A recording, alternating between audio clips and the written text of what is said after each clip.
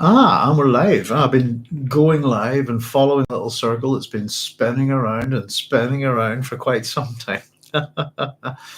Hello, everybody. I'm Doc Sloan, just popping on a wee second or two to check that everything's okay and that everybody can hear me okay and see me okay. And I've got little green lights down below, and all is looking well. So if anybody's out there in YouTube land, say hello as we're getting ready to go for our little Dune Messiah book club tonight.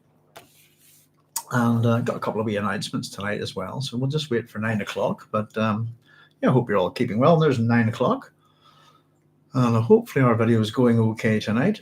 There's little bits of ripples going across the top of the screen there. But anyway, there's 9 o'clock. So I'll say hello, everybody. I'm Doc Sloan. Welcome to the Doghouse, my little science fiction station, hidden nicely here on YouTube.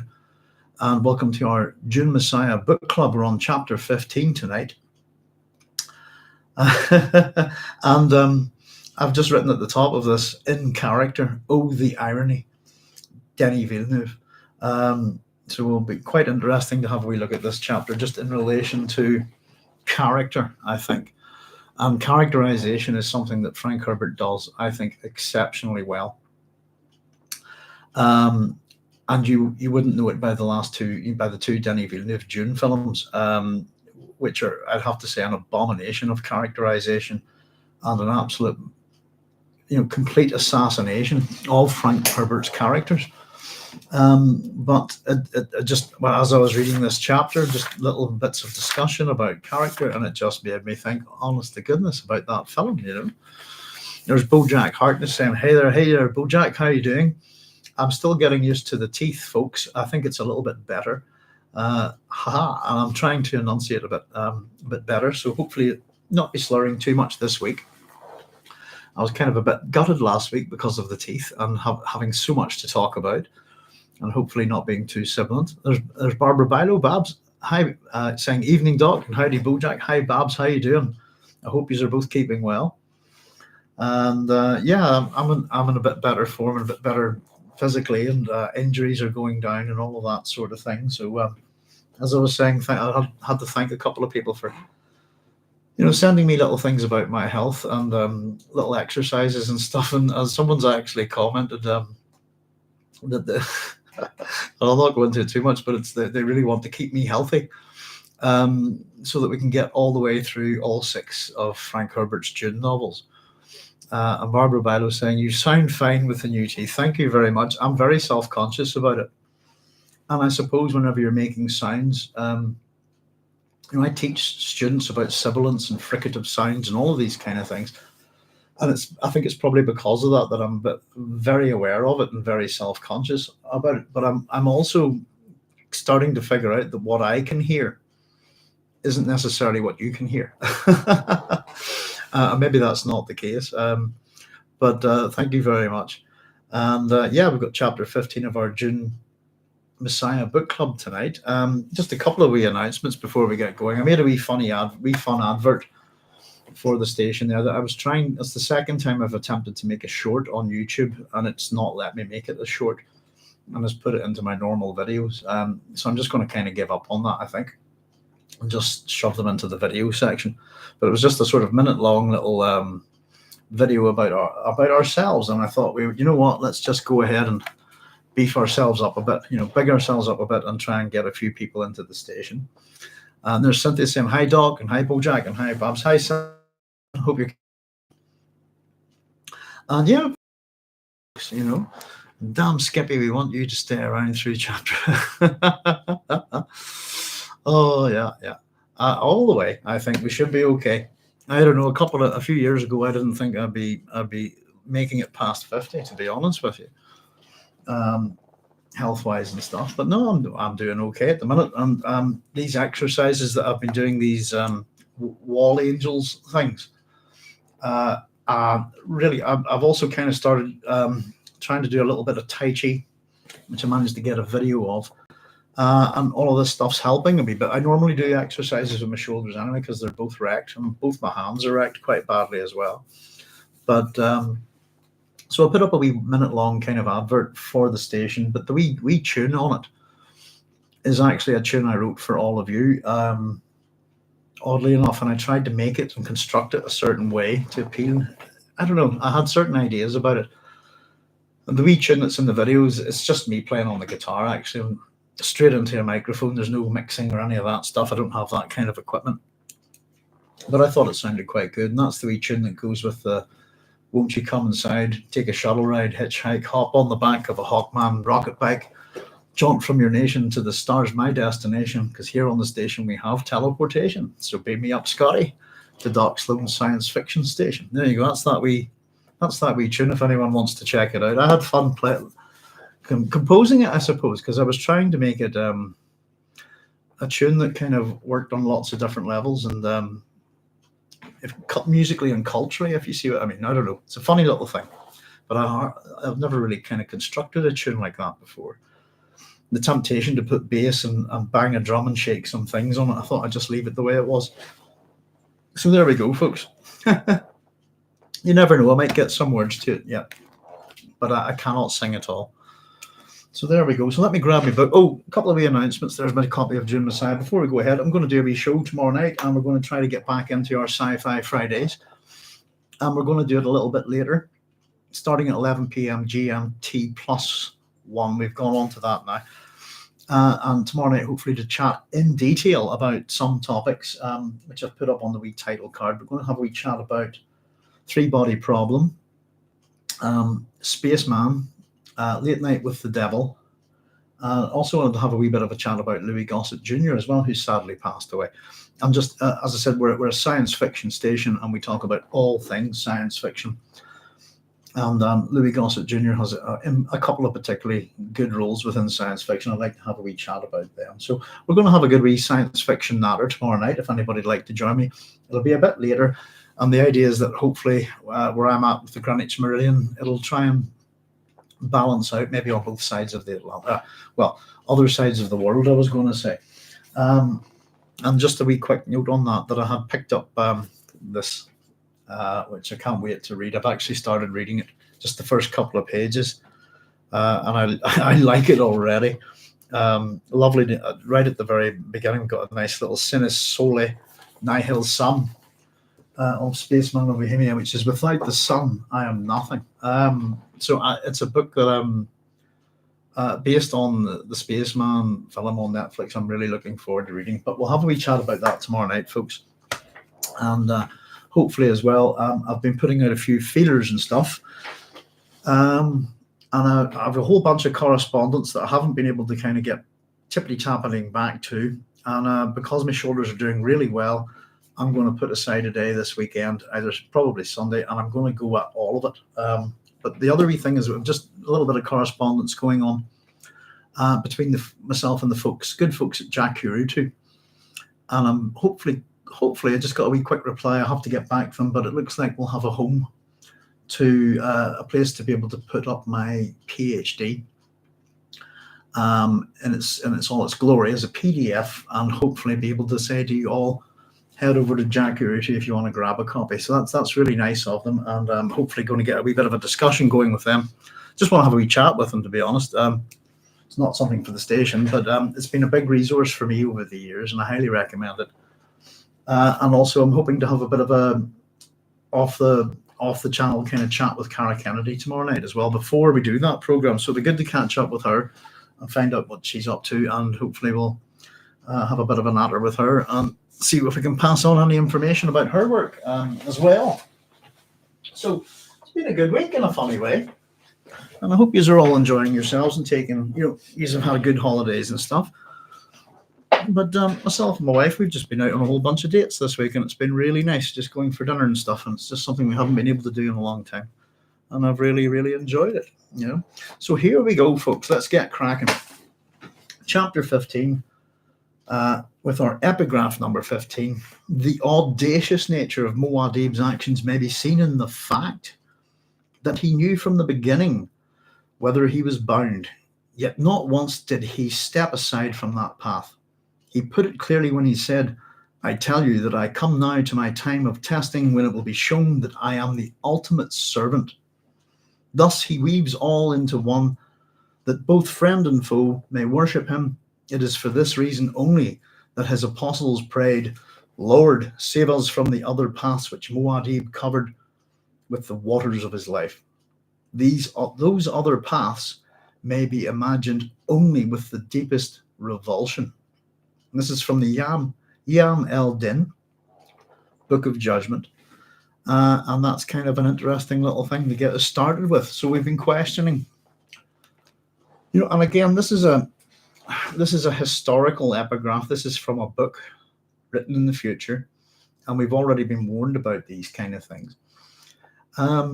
First of all, the Yam El Din, I think is pretty much the Yom Al Din in Arabic is the Day of Judgment. This is the Book of Judgment.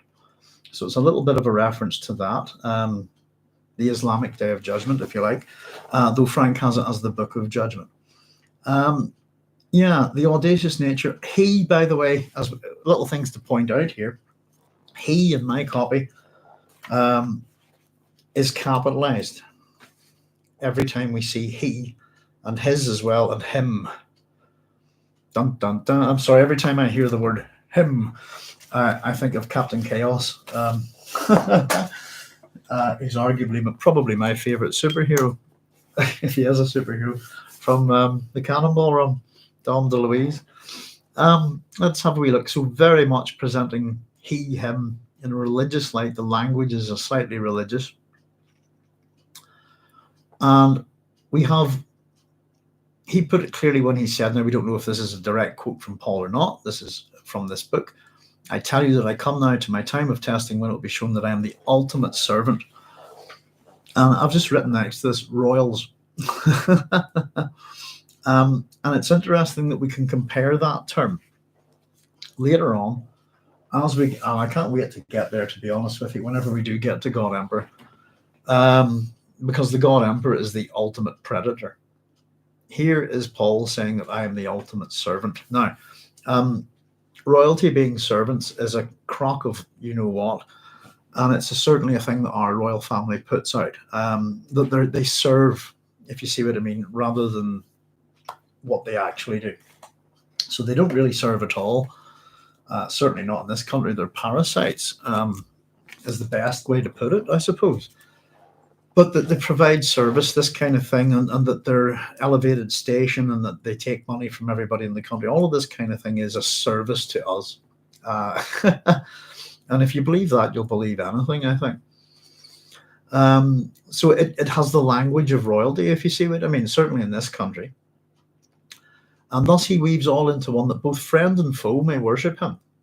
I don't know about that. It is for this reason only that the apostles prayed, Lord, save us from the other paths which Muad'Dib covered with the waters of his life. So the idea is, I suppose, that this one path, if you like, this choice that Paul has made, ultimately we're going to get to golden paths and stuff like that as we move down the books. But the idea really, and we've been questioning about this since certainly in the previous chapters, how much does Paul know? Does he know it all? And is he on a fixed path? Which brings up the questions, does he have any free will? So much stuff, really. But we're also told that these other paths can be imagined only with the deepest revulsion, or may be imagined. And who's to say that one of these paths might not have been fine, I suppose. We only have Muad'Dib's word for it. So it's just religious language, thus, etc. And it's just an interesting little thing to get us started. I think we'll come back to it in a little bit as well. So let's see. Off we go. This chapter, really, we have the arrival of Scytale in the form of Lichna. And I suppose a lot of this is about who knows what. We get to see a bit of the internal thinkings of Scytale. And of course, at this point, really, we have to think maybe that everything that Paul does, in a sense, is a product of a future memory that he's now going to stick to. And that no matter what, he must follow this path. So the messenger, we're told, was a young woman, her face, name, and family known to Chani, which was how she'd penetrated imperial security. Chani had no more than to identify her for a security officer named Bannerjee, who then arranged the meeting with Muad'Dib.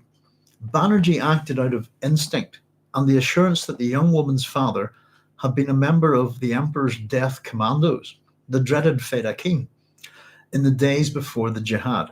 Otherwise, he might have ignored her plea that her message was intended only for the ears of Muad'Dib. She was, of course, screened and searched before the meeting in Paul's private... I've left a word out there. Hang on a second. I just noticed that. Private office. I've left out the word office. Let me quickly scribble that in. There we go. Got a new pen. Happy days. So even so, we're told Bannerjee accompanied her hand on knife, other hand on her arm, and that it was almost midday when they brought her into the room, an odd space, mixture of desert Fremen and family aristocrat. High hangings lined 3 walls, delicate tapestries adorned with figures out of Fremen mythology. A view screen covered the 4th wall, a silver-grey surface behind an oval desk whose top held only one object, a Fremen sand clock built into an orrery. The orrery, a suspensor mechanism from Ix, carried both moons of Arrakis in the classic worm tree aligned with the sun. There's Chaya saying, Shalom all, Shalom Chaya. Thanks very much for joining us. I hope you're doing well. Hope you're keeping well. We've just got going there. So we're just into the first little bit. Now, a train. This is kind of interesting. I've done a wee diagram here for you. There we go. Can you see that? Hopefully okay. It's not too bad. There's the way I imagine this little orrery. I've got a very simple orrery over here that it's just the Earth and the Moon. That I use it to for tutoring to explain what a day is basically to my students. I often put a little torch on it and move it around. So a train is let me see, from the Latin for 3. We get the word Latin trinus, which is threefold, and then the etymology of this would go into the Old French, which is train, which is made up of 3 parts. But within geometry, etc., train, and within astronomy, train would be an aspect of 120 degrees, 1/3 of a full circle. So hence that's the way I've done it. I've put the sum of Arrakis there, and we've got Arrakis, mouse moon, and I call them mouse moon and hand moon basically, and at 120 degrees. That'll be quite a cool little thing, I think. I love orreries. One of my favorite things. I love the mechanical nature of them. There's just something gorgeous about them. So Paul, standing beside the desk, glanced at Bannerjee. The security officer was one of those who'd come up through the Fremen constabulary, winning his place on brains and proven loyalty, despite the smuggler ancestry attested by his name. Now, I think this is an odd one here. I've written bollocks next to this. Excuse my French. See chapter 9, note 72. And I've just simply written underneath this, there's an impressive ancestry with this name. So I'm going to jump back here in my book, my notebook, and see how easy this is to find. Chapter 9. This is what these books are for. What did I say? Number 72. There we go. Bannerjee. From the Bengali, also known as, now, hang on a wee second, Bannerjee, if I'm pronouncing that correctly, is a Bengali Kulin Brahmin surname from the Bengal region of India and belongs to the Rari Bengal caste. Now, if anybody wants to have a wee look up at this name, ancestry within the universe of Dune, that's fine. But this is a name that's produced many, many interesting people, including Nobel laureates and world famous mathematicians, if you want to take a look into it. So the smuggler ancestry attested by his name, fair enough in the Dune universe, but elsewhere not the case. I think it's a name with a lot of history and ancestry and a number of notable people from the Indian subcontinent. Yeah, just looking at that, if you go to Bannerjee on Wikipedia, go in and follow the various links, but particularly that one for the clan there, you'll see a whole big list of quite interesting people. I wouldn't necessarily associate them with smuggling. But again, it's probably a name that Frank's picked out from somewhere, you know. Bannerjee is quite interesting. We're told he was a solid figure, almost fat. Oh, and I've got a little, I think, typographical error here. Let me just check. Where are we? Note number 5. Excuse me.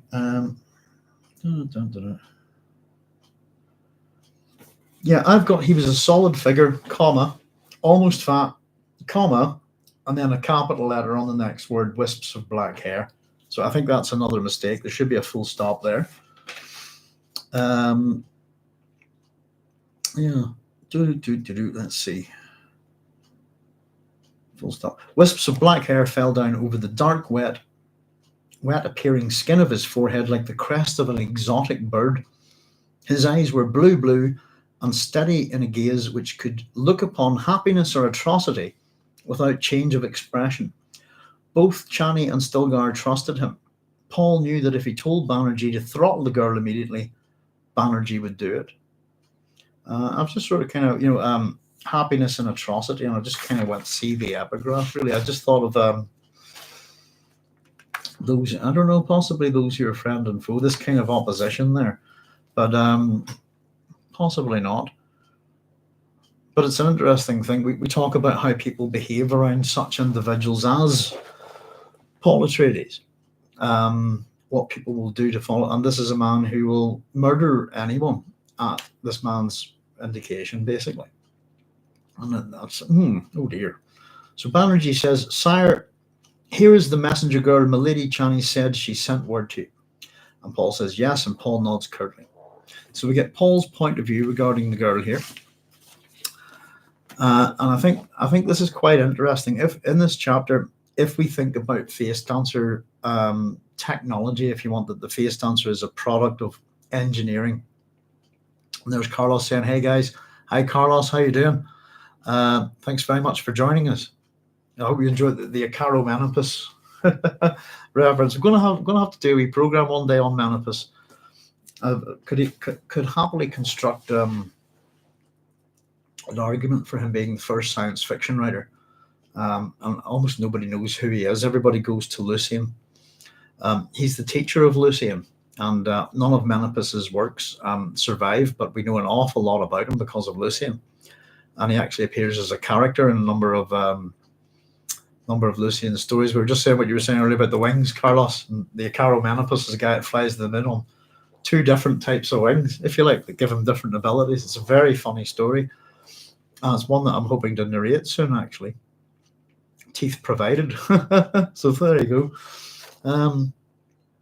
Sorry, I was just saying, as we go throughout this chapter, I think we'll see that the face dancer technology, if you like, the end result is the face dancer, if you like, this gene, whatever gene engineering has gone on with these individuals that allow them to be both, I suppose, hermaphroditic and metamorphic in their abilities. They're basically mimetic doppelgangers, aren't they? I think we're going to see that there's a lot of flaws in that, and that there's possibly a level of arrogance within the Tleilaxu towards this, if you like. So we're told, oddly, the girl didn't look at him. Her attention remained on the orrery. She was dark-skinned, of medium height, her figure concealed by a robe whose rich wine fabric and simple cut spoke of wealth. Her blue-black hair was held in a narrow band of material which matched the robe. The robe concealed her hands concealed. As we always talk about within these books, how people hold their hands, this kind of thing is quite important. Hands representing power and agency, these kind of things. So the robe concealed her hands. Paul suspected that the hands were tightly clasped. It would be in character. Everything about her would be in character, including the robe, a last piece of finery saved for such a moment. Everything I hear about being in character in this chapter just jars with me in terms of Denis Villeneuve's film, where I don't think anyone's in character at all. got to the point where I don't even recognize these. I think I don't recognize these characters on screen. But in particular, this is an interesting chapter for character, I think. Paul motioned Bannerjee aside, and he hesitated before obeying. Now the girl moved one step forward. When she moved, there was grace. Still, her eyes avoided him. Paul cleared his throat. I think that's quite funny. And as much as we look at, it's a very simple little thing, but it's a very human thing to do, isn't it? That kind of thing. As opposed, he's the emperor of the known universe. He's the Kwisatz Haderach, but he still has to clear his throat to get someone's attention. And I think it's a nice little touch. Excuse me. Now we're told that the girl lifted her gaze, the whiteless eyes widening with just the right shade of awe. She had an odd little face with delicate chin, a sense of reserve in the way she held her small mouth. The eyes appeared abnormally large, above slanted cheeks.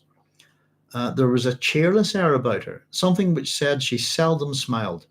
The corners of her eyes even held a faint yellow misting, which could have been from dust irritation or the tracery of Samuta. So it's either she's been irritated by dust or she's a drug addict. Oh, excuse me. Everything was in character. I've just every time I've got something like this, I've just put Denis Villeneuve's name next to it, and the irony, this kind of thing. It just kind of amuses me. So Paul says, "You asked to see me," and we get Scytale's thoughts here. This is the moment of supreme test for this girl shape. Sorry, I'll read that again. The moment of supreme test for this girl shape had come. Scytale had put on the shape, the mannerisms, the sex, the voice, everything his abilities could grasp and assume. But this was a female known to Muad'Dib in the Siege days. She'd been a child then, but she and Muad'Dib shared common experiences. Certain areas of memory must be avoided delicately. It was the most exacting part Scytale had ever attempted.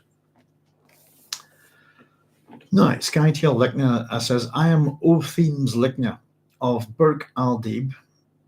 The girl's voice came out small but firm, giving name, father, and pedigree. Muad'Dib, I wasn't too sure on etymology there. I've got bark within Arabic. I think a barq would be lightning, and al-Dib is a wolf, I believe, but otherwise I don't really have much on that. Paul nodded. He saw how Chani had been fooled. The timbre of voice, everything reproduced with exactitude. Had it not been for his own Bene Gesserit training in voice and for the web of Tao in which oracular vision enfolded him, this face dancer disguise might have gulled even him. Now, what we're told, training is often quite important within this book as well. I suppose the attitude towards training. So training exposed, and this would be Bene Gesserit training, by the way. Training exposed certain discrepancies. So let's go through them. The girl was older than her known years. Too much control tuned the vocal cords. Set of neck and shoulders missed by a fraction the subtle hauteur of Fremen poise. But there were niceties too. The rich robe had been patched to betray actual status, and the features were beautifully exact. They spoke a certain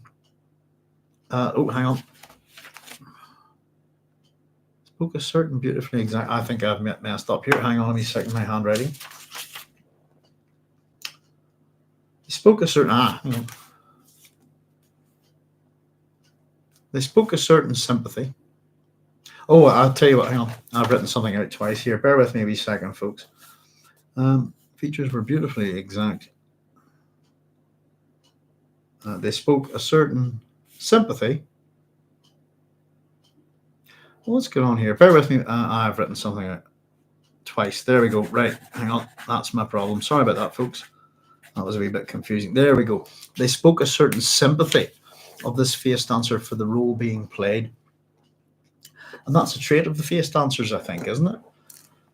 A couple of things that they end up having, that's probably something to do with the mimesis that they undertake, but they end up having a degree of sympathy for the person whose shape that they inhabit, I suppose. The other thing is that they always want to give somebody a way out of their traps, I suppose. And it's kind of paradoxical, isn't it, in a funny kind of way. So Paul says, "Rest in my home, daughter of Otheym." Paul said in a formal Fremen greeting, "You're welcome as water after a day crossing." Now, I just want to point out something, I suppose, very quickly, that what Paul says here is what Paul's training. Oh, she might have got away with it. But I actually think Scytale / Lichna's behavior in this chapter would completely give the character away. I think how just the way the character speaks to Paul, this kind of thing, things that they say that are kind of overtly not right, if you see what I mean. Excuse me. So here we get one of them. The faintest of relaxations exposed the confidence this apparent acceptance had conveyed. So I've just put next to this, I think Scytale here is overconfident. And here we go. Scytale Lichna says, "I bring a message," she said. Paul says, "A man's messenger is as himself." There's a few cultures in the world where that's not the case, but I think it's an interesting wee thing. Scytale breathed softly. It went well. But now came the crucial task. And this is interesting, but I've put lots of little asterisks around this. The Atreides must be guided onto that special path. He must lose his concubine in circumstances where no others shared the blame, and the failure must belong to the omnipotent Muad'Dib. He had to be led into an ultimate realization of his failure, and thence to acceptance of the Tleilaxu alternative, which would be a Gola of Chani under their control, I suppose. Now, just in terms of this, the crucial task. So first of all, it went well, and in Scytale's mind, it's not going well at all, I think, from his point of view. But now came the crucial task. The Atreides must be guided onto that special path.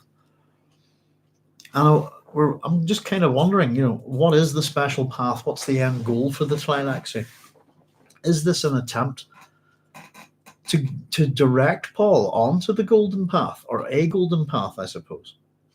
I suppose the question we must ask is Paul already on a path, like this? And ultimately we'll get to, way down the line, we'll get to the discussion that the God Emperor has about Paul and the golden path and how he feels, I suppose. But he must lose his concubine in circumstances where no others shared the blame. Now that can't happen, really. As far as I'm concerned, I don't know what you think about this, but Irulan and the Bene Gesserit already share in the blame for what's happened to Chani. Irulan's done the poisoning without daughter. Because I think the Bene Gesserit weren't too happy with her about this, I believe. So, and the use of the word omnipotent is all powerful. Up until this point, we can talk about Paul's prescience, if you like, etc. But omnipotence is one of the qualities of a god. And for Scytale to use this, I think it's used in a sarcastic manner. It's not, but maybe not. I'm not too sure. But yeah, I think it is sarcastic in that sense that omnipotent, all powerful. So the qualities of I suppose of a supernatural kind of deity like this would be you have omnipotence, omnipresence, and omniscience. So omniscience would be the thing that we would kind of go with Paul if to take his prescience to the next level, if you like, that he would see all, know all. But omnipotent is to be all powerful. Omniscient is to be all knowing, and omnipresent is to be everywhere. And arguably, well, if you want to run it a little bit further, the way people take attitudes to, for example, the Abrahamic deity, that you might add that he's omnibenevolent, I think, which is not the case. Probably more of a Christian idea. Then I would say probably than say a Judaic one or an Islamic one, I think. But I don't know what people think. There's Joseph Smith saying hello. Hi Joseph, thanks very much for joining us. How are you keeping, sir? I hope you're doing well. We're just having a bit of an honor about the use of the word omnipotent here. It's one of those things that I used to think about this, if still having we look through the Arabian Nights and stuff, but if you're ever given 3 wishes, or you've been told you only could have 1 wish, this kind of thing, what would you wish for? The answer should be omnipotence. Because that covers pretty much everything for you. There's Joseph saying, I'm doing pretty well, thank you very much. How are you? I'm doing a lot better, thank you, Joseph. Pain's at a minimum at the minute. I'm always in a wee bit of pain with my hands, but my shoulders have been quite bad. But no, I'm a lot better. And I've been getting out a wee bit more with the girls. The weather's getting better. Spring is here. All of that kind of stuff. I think it does wonders for your mood. But we've so little sunlight here that through winter and stuff like that. But no, I'm doing a lot better. Thank you very much, and I hope you're doing well too. I hope everyone's doing well.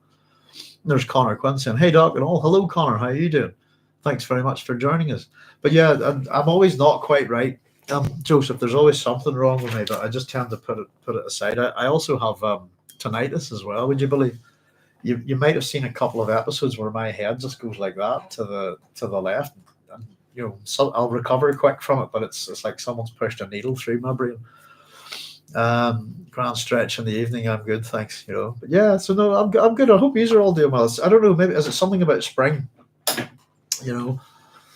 The start of spring, and the sun's higher and get more daylight, all of these things, taking your vitamins and your vitamin D over winter and stuff. But the clocks going back in this country is just ridiculously stupid, and it benefits no one and contributes to the ill health of many people. So I don't know, must be spring, that kind of thing. Spring is here, life is Skittles, life is beer. I think the most wonderful time of the year is spring, don't you? Of course you do. Tom Lehrer. I've never heard that before. Excellent. Thank you very much, Joseph. I love spring. Yeah. I think it's great. You can see it in the animals and even our dogs and stuff, everything sort of is in a better form, I think, But there's Rolando Sada saying, I'm sure your house would improve over here if you visited Texas during the eclipse. Everyone else seems to believe so. Hi, Rolando. Poisoning pigeons in the park. We all go together when we die. Excellent. I'm very happy for you to get to see the eclipse. I went to the solar eclipse in 1999 in Cornwall, which was a bit of a mad thing. Got to look him up. Oh, definitely check that out. Is he a poet? I've not heard of this. Stuff with Tom Lehrer. I'll scribble it down. In fact, you know what? I've got a book for scribbles now. Stuff for me to look up, but I can't find it, so I don't know where I've put it. I'll scribble on this for now. But yeah, I like that. I like poetry and witty ditties and stuff like that. Plan to go to the Connor saying I plan to go to the eclipse in Iceland in 2026. Excellent. Hang on. I was about to tell the machine that's scrolling to slow down. Yeah, that would have been stupid. Tom Lehrer, thank you. That sounds fun. I love that poem. It kind of almost reminds me of something by like Spike Milligan, that kind of thing, who I quite like. I also saw the eclipse. Cynthia in 1999. I was in Munich with a college friend. Yeah. Let me just can't back up a wee bit there. We only gotta look them up. Plan to go to the eclipse in Iceland 2020. Thank me. Iceland seems super awesome. I'd love to go. Iceland's kind of our if we go that way from here, Iceland's our next neighbour to the northwest. Iceland's the nearest country, but the Faroe Islands are slightly bit over. But I've always wanted to go. But yeah, the eclipse in 1999. I have a wee thing here somewhere from it. God knows where it would be, but I've got a little kind of program. Patrick Moore and all were down there and stuff. I had a first generation digital camera, but you believe it was actually stolen from me in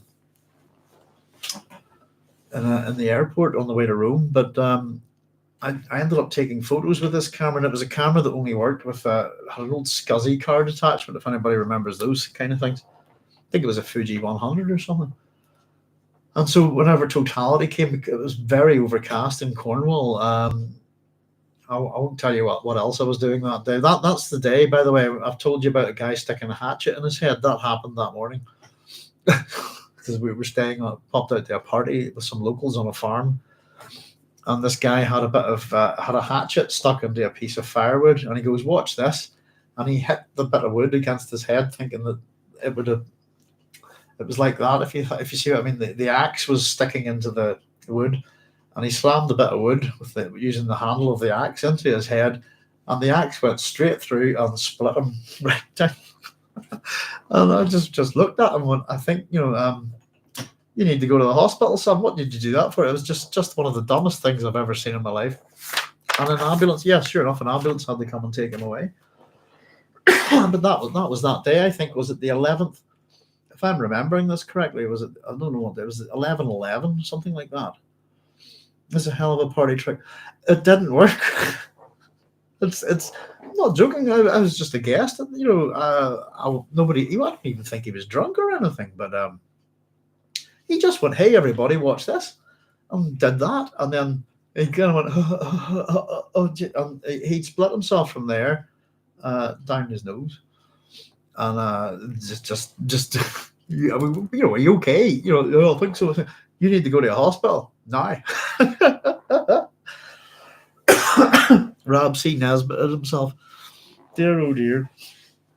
I love Rob C. I haven't seen Rob C. Nesbitt in years, but would he go that far?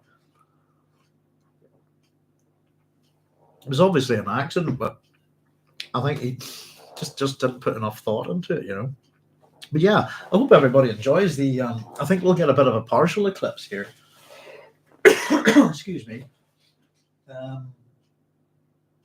But yeah, it was a big event. I really enjoyed it. It was the first time I'd ever gone to something like that. Who knows? 2008 in Iceland, 2026, a couple of years away. You never know. I'll maybe try getting to something like that myself. Excuse me. Ramsey, yeah, bizarre. Oh, I've seen worse than that. We should see something at sunrise, and in Northern Ireland. Yeah, I think we get a wee bit of a partial here. Tom Lehrer, music and comedy-based songs about 1950 to 60. Oh, fun, excellent. I like comedy songs. I'm a big fan of them. I don't know if any of you guys would know the Barron Knights. When I was a kid, I used to love their stuff. They would parody all sorts of songs to the point where I still remember their versions of the songs sometimes better than the real songs themselves. Their version of David Bowie, Birth Control, the Ginger Tom was one, and my favorite ones. There's the Dentist in Birmingham. Is their version of By the Rivers of Babylon. It's a fantastic song. Yeah, if anybody doesn't know the Barron Knights, check them out. They're great. But yeah, I will definitely check out Tom Lehrer. I like that. Sounds like fun. Thank you, guys. Pardon me. So the wee question just that I'd asked about that was: is there a Tleilaxu golden path? What do they know? What are they really up to? The goal is to get Paul to be led into an ultimate realization of his failure, and then to accept the Tleilaxu alternative. And what is that exactly? As much as I suppose the tool of this is to create a Chani Gola. On what level will that make that happen? Well, what level will this Gola make him accept the Tleilaxu alternative, or is that the Tleilaxu alternative? Is it just about controlling him? I think there's a lot more to it than that. So Scytale Lichna says, I am the smoke which banishes sleep in the night. Scytale said, so I've just put my notes, Scytale Lichna all the way here. I am the smoke which banishes sleep in the night, Scytale said, employing a Fedaykin code phrase, which means I bear bad tidings. I'm kind of wondering why, I suppose. Now, there's a couple of things, I suppose, later on, but maybe this is it. Let me just read through here. But that would suggest already, I think Paul will get there in a second, but that the Fremen are involved in the conspiracy. Yeah, could be that Scytale has killed and taken the shape of a Fedaykin to know such things, possibly. If that was the case, then there wouldn't be kind of gaps in knowledge with Lichna, I think. So maybe not. It's got me wondering, this one, a bit. So Paul thought to maintain calmness. He felt naked, his soul abandoned in a groping time, concealed from every vision. Powerful oracles hid this face dancer. Okay, only the edges of these moments were known to Paul. He knew only what he could not do. He could not slay this face dancer. That would precipitate the future which must be avoided at all cost. What one's that? Somehow a way must be found to reach into the darkness and change the terrifying pattern. So again, I don't think we're going to quite get some of these things answered, but this going back to the epigraph, Lord, save us from the other paths which Muad'Dib covered with the waters of his life. The future which must be avoided at all costs. This is not a future where his partner Chani survives, if you see what I mean. I would have thought, that would be the future to avoid at all costs. Da, da, da, da, da. Hang on, I'll just catch up with your comments here. Babs is saying that Lara did the Element song, right? Connor Quinn says, how could the dirty Tleilaxu have a golden path? Well, they have a Kwisatz Haderach, don't they? And it seems that they've had one before the Bene Gesserit. Babs is saying, well, all my boss is due, so I'm out. You all have a great weekend. All the best, Babs. Be safe. Take care. And thank you very much for joining us, as always. Lara did write the Element song. Randus has a good question. What's their game? Yeah, it's what are they up to? He lives, he's 95. Wow, excellent. That's a good innings. He's Pointa. I'll definitely check that. I'm wondering what the Element song is. That's good. Something to search for. No, I love. I suppose I quite enjoyed. What did you call it? When it was about for a wee while there, Flight of the Conchords, was that it? I thought that was a good wee show. Some of the songs in that were very funny. What was the one they did? I am the hip hop hippopotamus, my rhymes are bottomless.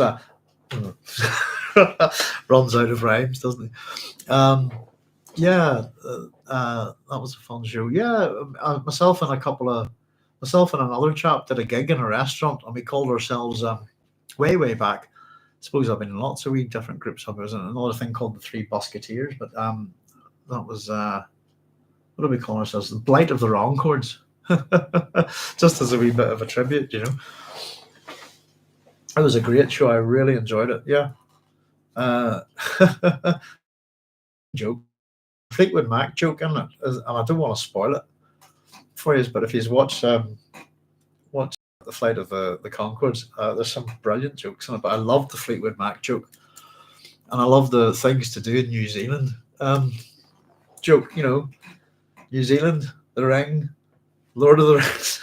that was something like that. I haven't seen it in a long time, but it was very, very funny. I think both of them have gone on to do quite a lot of stuff, haven't they? They've had good careers out of that. Oh, the Bowies in Space song is really good. Bowies in Space, yeah. Yeah, I do like them. Very, very good indeed. Yeah, what are the Tleilaxu really up to? And There's things in Dune Messiah that make me think quite a bit. There's little things, just that I think that they have Sooks, that they have Sook doctors. They've got a Kwisatz Haderach. They have human beings who are what they call sort of basically sexless hermaphrodites. That's face dancer, who can who have mimesis, that they can mimic right down to such a good level.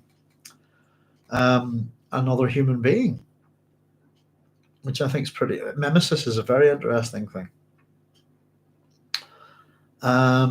We'll get down to the Ashlotl tanks and so on and so forth. I think somebody sent me a wee comment saying that the Ashlotl tanks aren't machines; they're women, but they're both, aren't they?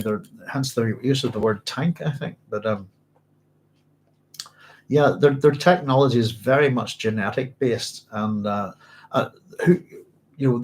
nature of the Tleilaxu is one of the more fun mysteries that runs throughout the Dune series, and we do get answers later on, particularly about their religious attitude. They have a particular religious aspect to them, but it's kept hidden, and I quite like the dirty Tleilaxu. Have a golden path. Who knows? My particular argument is that the golden path, especially when we compare Paul Atreides to Hitler, it's this kind of thing. The golden path is the singular vision of the mad leader, if you like, the one thing that must occur, their particular idea. But we'll see if we can get it. As I said, we're reading this. I'm doing the notes as I go. As much as I read ahead, because I was enjoying the book so much, I didn't take any notes or look at it in that kind of way. I like to sort of do this one chapter at a time as we're doing it with yourselves, So the mystery, because my old memory, it's been a long time since I read some of this stuff, but particularly stuff that's further down the road, But it's kind of the fun of it, I think, is trying to figure out some of this stuff, What are they up to? But just as much as they're doing all of this to kill Chani so that Paul will accept a Gola of Chani. Okay, fair enough, but what's the point? If you see what I mean. What is the ultimate? This is the ultimate realization of his failure to accept the Tleilaxu alternative.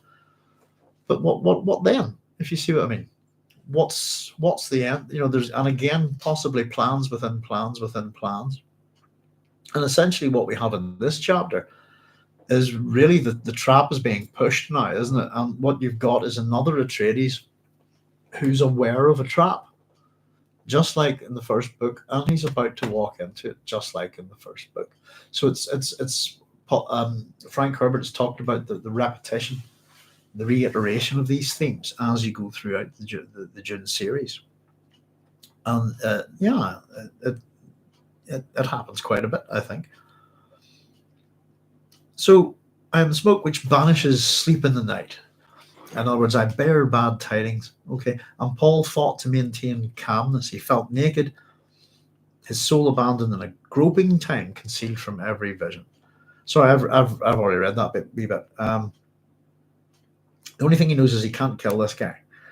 If I do that, that will create much worse future, a future which must be avoided at all costs. And again, it depends on how we look at this and what we believe about Paul. So we're told Bannerjee, give me your message, Paul said, and Bannerjee moved to place himself where he could watch the girl's face. She seemed to notice him for the first time, and her gaze went to the knife handle beneath the security officer's hand. The innocent do not believe in evil, she said, looking squarely at Bannerjee. And I quite like this little bit there. It's Paul's thoughts. You can almost imagine he almost wants to, well done. Nice one, nice touch. The appreciation of, I suppose, the face dancer's mimesis, or the face dancer's art, if you like, in this impersonation. I just think it's a nice little touch to hear. Paul's well done. Paul's thought. It was what the real Lichna would have said. He felt a momentary pang for the for the real daughter of Otheym, dead now, a corpse in the sand. There was no time for such emotions, though. He scowled. And Bannerjee kept his attention on the girl, we're told. So here we go. I don't know what we think of how Lichna Scytale behaves here, but I'll tell you in a wee bit that if someone behaved like this to me, I wouldn't do what they asked. If someone spoke to me like this, I wouldn't do what they asked, and I'd want to know why they were talking to me like this. Why is it so important you want me to do this kind of thing? Because it stinks of a trap, to be honest with you. Just in terms of the language, you know. So Lichna says, I was told to deliver my message in secret. So it's almost as if I want, really, that Scytale wants Bannerjee out of the room, really. And again, I don't understand why, because I suppose the whole objective here is to deliver the message to get Paul to go to see Otheym. So there's no real need, you know, if that's the case, there's no other kind of agenda here except to remain within the court, if you like, for Scytale. So let's have a look at it. Lichna says, I was told to deliver my message in secret. She said, why? Says Bannerjee. Sorry, why? Bannerjee demanded. Voice harsh, probing. Because it's my father's wish. And Paul says, this is my friend. Am I not a Fremen? Then my friend may hear anything I hear. And we get Scytale's thoughts here. And interestingly, I've written next to, am I not a Fremen? I've just went, no, he's not. Then my friend may hear anything I hear. And this is a little bit of a trap, I think. Scytale's thoughts here. Scytale composed the girl shape. Was this a true Fremen custom? Or was it a test? I suppose I've written next, this kind of exposes some of the flaws of the face dancer, if you like. And it's also suggestive that the Tleilaxu doesn't really get the knowledge of the person that they mimic, if you see what I mean. So Scytale Lichna goes with this response. The Emperor may make his own rules. This is the message. My father wishes you to come to him bringing Chani. Now, why must I bring Chani? She is your woman in Sayarina. This is a water matter by the rules of our tribes. She must attest it that my father speaks according to the Fremen way. And this is Paul's thoughts here. As I said, I think this was obvious earlier, but there truly are Fremen in the conspiracy. This moment fitted the shape of things to come for sure, and he had no alternative but to commit himself to this course. Possibly a little reference to H.G. Wells there.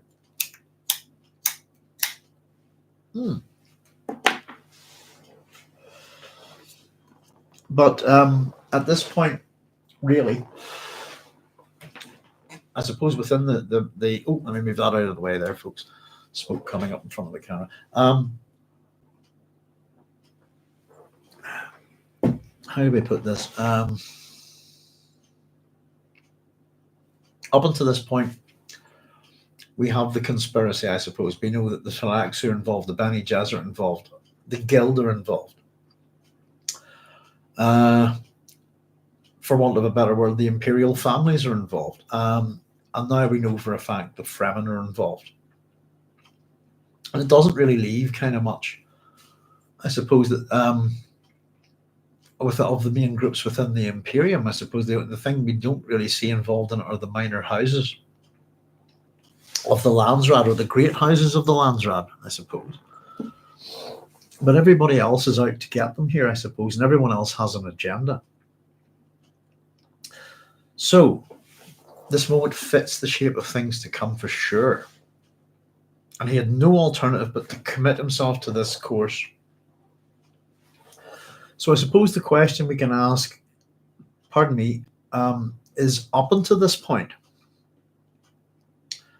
is Paul kind of trying to follow a particular path, or Is this the moment where he goes, that's it, boom, I've got to do this, and this is it, commit, you know?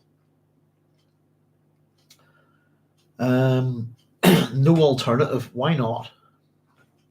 There are always alternatives, I think. Of what will your father speak? Asks Paul. Skytail Lichna says he will speak of a plot against you, a plot among the Fremen. And I guess we suppose that Paul already really knows this. But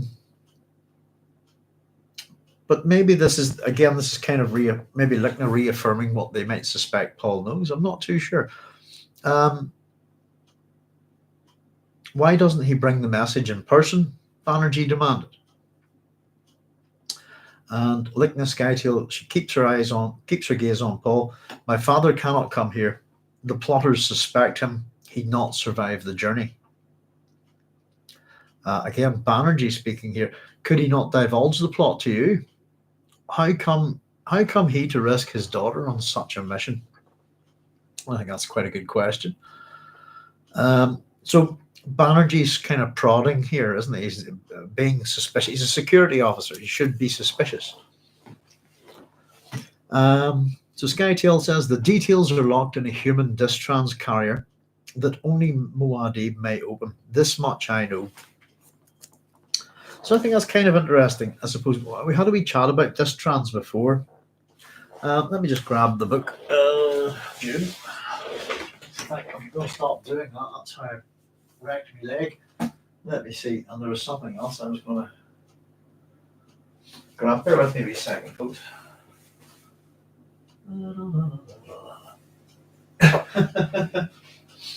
Just for a bit of fun, just to show you how anal I am, I suppose. But whenever I was researching this trans and stuff like that, this is the book I picked up. Echoes of Bats and Men. This is an interesting thing. I was kind of wanting to look into distrans and what's this all about, and it's an interesting book. Echoes as messengers and voices, this kind of thing. Let me have a wee look here. Echo experts in the ocean, experts in the air, nature of sound waves, all of this kind of stuff. It was I just kind of picked it up. I must have bought it in a second-hand shop or something. I'll just read you the blurb for it. Sure, it's maybe not that interesting to most people, but in 1938, Donald R. Griffin, then a senior at Harvard, took a cage of bats to the physics building, where one of the first laboratories for detecting ultrasonic sounds had been set up. There, for the first time, the high-pitched clicks by which bats navigate were heard.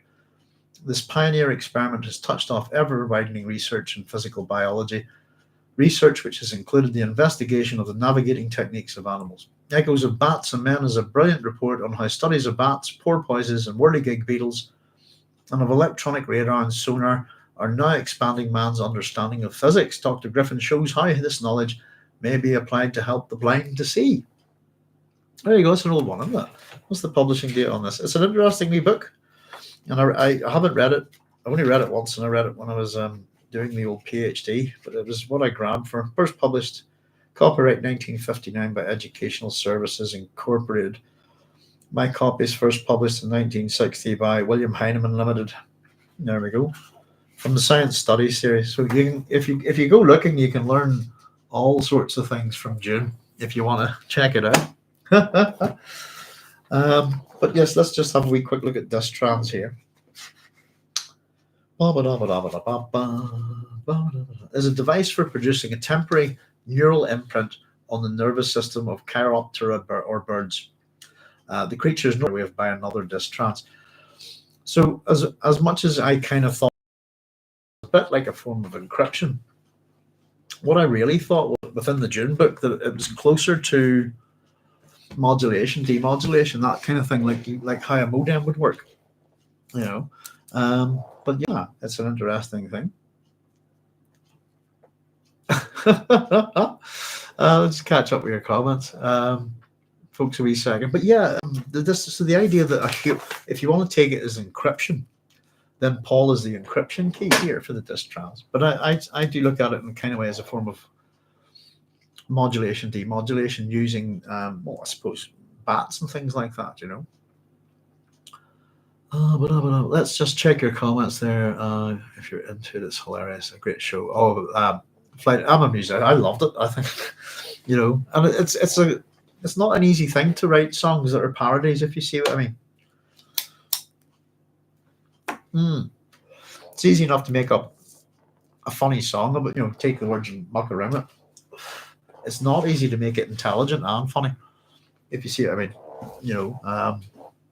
But God, the Bar Nights. If anybody's not ever checked them out, I still sing some of their tunes, but I love Boney M, for example. I'm a big fan of Boney M. But there's a dentist in Birmingham. There's a dentist in Birmingham. He fixed my crown, and as I slept, he filled my mouth with iron. And it's very, very funny. It's very brief. Absolutely great. I used to have that on vinyl. Somebody bought me a couple of Christmases back.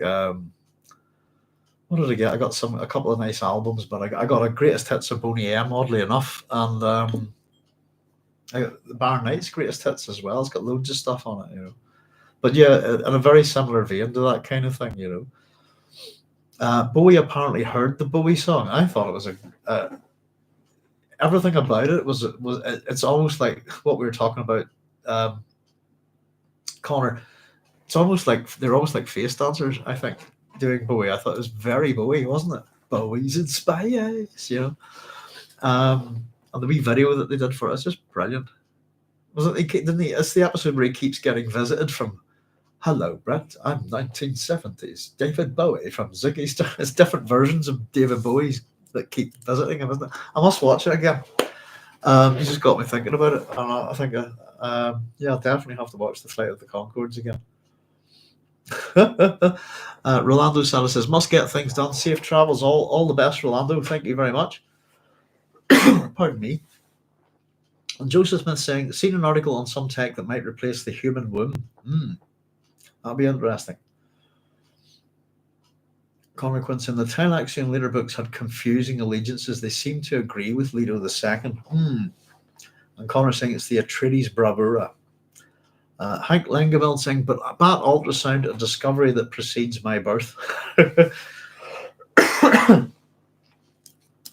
There's plenty of discoveries that precede all of our births, I think, Was it, I think, what's the one? I think maybe for me, maybe it's a year before. What am I thinking on? Let's have a look. I was born in 1973. Oh, no, it's a bit before that. I thought the world's first electronic calculator came out around the 70s, but it was a bit earlier than that. But yeah, all sorts of things invented before we were born. I wouldn't worry too much about bad ultrasound. Only by a couple of years. That's what I think it was. Somebody saying feeling a bit old lately, but I don't know if anybody's feeling a bit old and not. And you should have a look at Ulysses, the poem by Tennyson, something like that. That'll make you feel better. I think that's a great poem for that kind of thing. But yeah, I don't know. I'm feeling kind of sprightly at the minute, and it's. I don't know. For the last couple of years, I've been feeling very old, but it's. I suppose I even as a kid, I've been kind of like an old kid, if you like. I don't know how do they put it, an old soul or something like that, but. At the same time, I can be very childish. But yeah, myself and my wife, we've got that stage where we just don't give a shit anymore about pretty much anything. I think that's a sign of age. But it's funny how you look about age as you grow older and stuff like that. It depends on, depends on all sorts of things. I think some of us get through age a lot easier than others. It depends on what you've been up to when you're younger. I think most of my problems come from accidents or damage or that kind of thing done in my youth. Except for my recent shoulder injury, but all sorts of little accidents and stuff over the years. But I've never broken a bone in my body once ever. And every time I get mangled or whatever, it's like, oh, you've wrenched this, you've pulled it. They always tell me, oh, you should have broke it. It would heal a lot quicker. I think that's funny. And I went, oh dear, but I've never broken a bone in my body. But at the minute, my thumbs are double jointed, and I'm getting a lot of. I don't know if you can see that, but my thumb seems to have shifted joint lately, and that's been causing me a lot of bother. But because that's how they normally go. I can bend my thumbs at right angles, and the joint pops out like that and goes straight. But yeah, I've got a weird kind of muscly feeling pad there and stuff like that. Goodness, going on about my aches and pains. That's not what we're here for, folks. Oh, but why not? As we age, we become more like the Bene Gesserit, says Connor.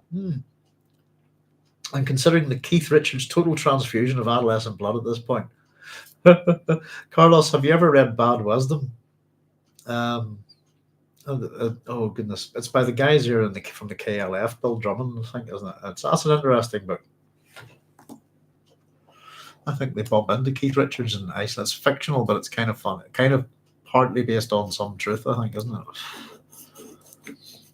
How dull it is to pause to make an end, to rust unburnished, not to shine in use. Yes, indeed.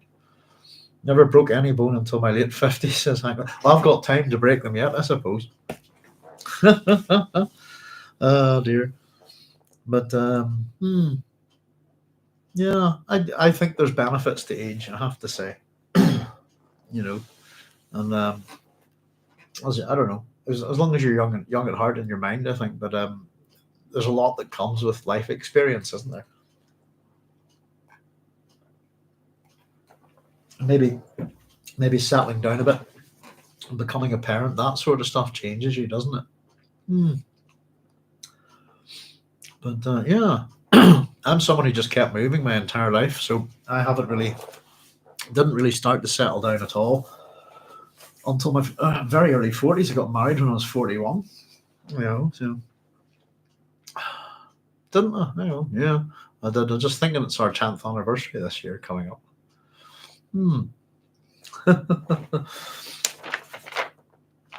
Now, let's see where we're at, folks. Yeah. Well, that was the distrans thing, wasn't it? So we got off on a little bit of bats. But if anybody's interested in that wee book I was showing you, is a could be a thing on echolocation and bats and animals that use sonar and radar. But it's an older book. I'm sure there's many kind of more up to date books like that. But I suppose when you go hunting for stuff, I picked up all sorts of little books around the Dune series. That were actually relevant to stuff that's within the books, but a few of them would be scientific books. I must maybe try and dig them out sometime for you. A couple on geology and stuff like that as well. A lot of them were kind of to do with the evolutionary arguments that were coming out of Victorian Britain at the time, the Lamarckian idea of evolution and the Darwinian idea of evolution, this kind of thing. And that was kind of it's quite an interesting subject because most people believe that evolution arrived with Darwin, and it certainly did not. It is a well established discussion and argument within Victoria Britain. There were other ideas about it long before Darwin, and if we talk a good bit about Samuel Butler and the influence of Erewhon on Dune, it's one way of putting it. The other way of putting it is how does it put that? Bad writers borrow, good writers steal. If you like, Frank's a thief, and he certainly flagged a lot of his big ideas out of Erewhon, But Butler's major criticism, the whole attack against Darwin, was in part because he believed that Charles Darwin had plagiarized his grandfather's work, Erasmus Darwin. If anybody wants to check out the PhD videos on Dune, you'll find all of this stuff in the evolution chapter, because we really go to take a very good look at Erewhon and the influence of that book on Dune. And I tend to throw into that there's only one drug, I think, like melange, really like melange. I mean, within science fiction, there are plenty of science fiction drugs, but that drug is Vril. And those two, Vril or the coming race and Erewhon are linked. I think anybody who's I've often said this because it happened to me, but anybody who I think reads one of those books and looks in any way into it will ultimately be led to the other book. Simply because both books were believed to be authored by the same person. They're both published anonymously. Excuse me, I just lick a rolly here. Pardon moi. Let's have a wee look. Carl says, had to quit dancing after a groin injury, not mine. That sounds interesting. And Carlos, whoa. This is why Wegener proposed the theory of tectonic plates early 20th century, wasn't accepted until the 60s. Lysenkoism was one weird hereditary theory, and it ruined Russia. Also, there's all sorts of things that mess with Russia, isn't it? What's the great one, isn't it? For anybody, it's to do with the title of the book. We're going to have to just do an episode on these people one day. These are two of my favorite authors ever. But that's, if you know anything about that, the title of that's one of those interesting things from the Soviet Union. Monday starts on Saturday. I couldn't recommend this book more. You've got to love. I love the Strugatsky brothers so much. But yeah, I've got so many books I want to read at the minute. But one of them is there. I've got is it Dune City? But that's an interesting one. And for anybody who loves divans, loads of divans in Dune, divans in the Arabian Nights. There's a crazy divan in this.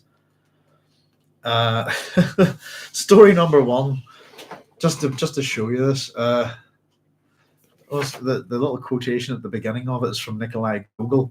But what is strangest and most incomprehensible of all, is how authors can choose such subjects. Oh, that was a tricky one. I confess, I find this totally incomprehensible. It is as if, no, I don't understand it at all. Nikolai Gogol. But story number one, chapter number one is is the commotion over the divan. If anybody's never read this, grab it and read it. It's absolutely brilliant. It's mad as hell. Teacher, children write down the sentence, the fish sat on the tree. Pupil, but do fish really sit on trees? Teacher, well, this fish was crazy. That's the start of that. But that's one of them Soviet era things, isn't it? Then they try to color code days and things and all sorts of wackadoodle ideas. Bovril comes from vril. It does indeed. Latin word for cow, or for beef, boss and vril, isn't it? I quite like Bovril. I haven't had any in years. Let's see. Paul realized that Lichna is a face dancer, but he doesn't realize that it's Scytale. That's a limit to Paul's power of observation here. Sorry, excuse me, my lips are a wee bit cracked here at the minute. It's a good point, Cynthia, because Scytale's been moving around. He's been in front of Paul in a different role, hasn't he? As a burly bodyguard to Edric. And Edric is in the tank and even stops to ask a little question. So yeah, that's a good point. It could also, why one face dancer? It could be that there are more, I don't see why they would just send one. We know that there are lots of them here because they've turned up to do it, like a troupe of them, haven't they? To impersonate members of the court and stuff. We've seen that earlier. So he knows I think that's a good point, Cynthia. He knows it's a face dancer, but is it the same one? Bovril comes from Villa. Connor saying Roadside Picnic is a mind bender. Love it. Top 10 sci-fi. For me, it's my top 10 of all time, I think. My wife read it recently. She loved it. Good night, all. Looking forward to hearing more later. Take care, Chai. All the very best. Good night. Thanks very much for joining us. Yeah, we're going to have to just take a night one night and just set up Let's Talk Strugatsky Brothers. I don't know. For me, they were all, two authors that were not on my radar for a long time. It was probably the film Stalker that led me to them, and then I read Roadside Picnic, and then that was me. I was just, gotta read more. And I've got a whole chunk of their stuff there, and it's my wife buys me secondhand secondhand science fiction books, basically for Christmas. And for a while, she was just buying me anything by Philip K. Dick, and then basically ended up with everything by Philip K. Dick. And she says, "What do you want now?" And it's like, "Well, Strugatsky Brothers." So she's picked me up a whole chunk of them, and I bought a few new ones, but I've got a few older copies there. They're just incredible. But as, when they're being playful, I think they're some of their stuff's pretty serious, but some of it's very funny, very whimsical. I don't know how to put it. Their humor can be pretty dark, which I enjoy dark humor, But yeah, they're fantastic, I also like Roadside Picnic. If anybody's not seen the film Stalker, check it out. That is Roadside Picnic. Slightly different ending. Andrei Tarkovsky, isn't it? I think you call the director. But two of my all-time favorite films are Stalker, and we saw this one. I think we've gushed about it. Hard to be a god. The Alexei German film, just unbelievable. Can't wait to watch it again. And if you've read the book, wow, just wow, Hollywood's such a shameful place, really, compared to films like this. That you don't see movies, as brilliant as these. They're masterpieces. They're incredible, But if anyone's not familiar with the Strugatsky brothers, grab Roadside Picnic if you want somewhere to begin and prepare for a science fiction masterclass. If you want a really good giggle to see what their humor's like, that's the book I think to start with. Monday starts on Saturday. I loved it, absolutely loved it.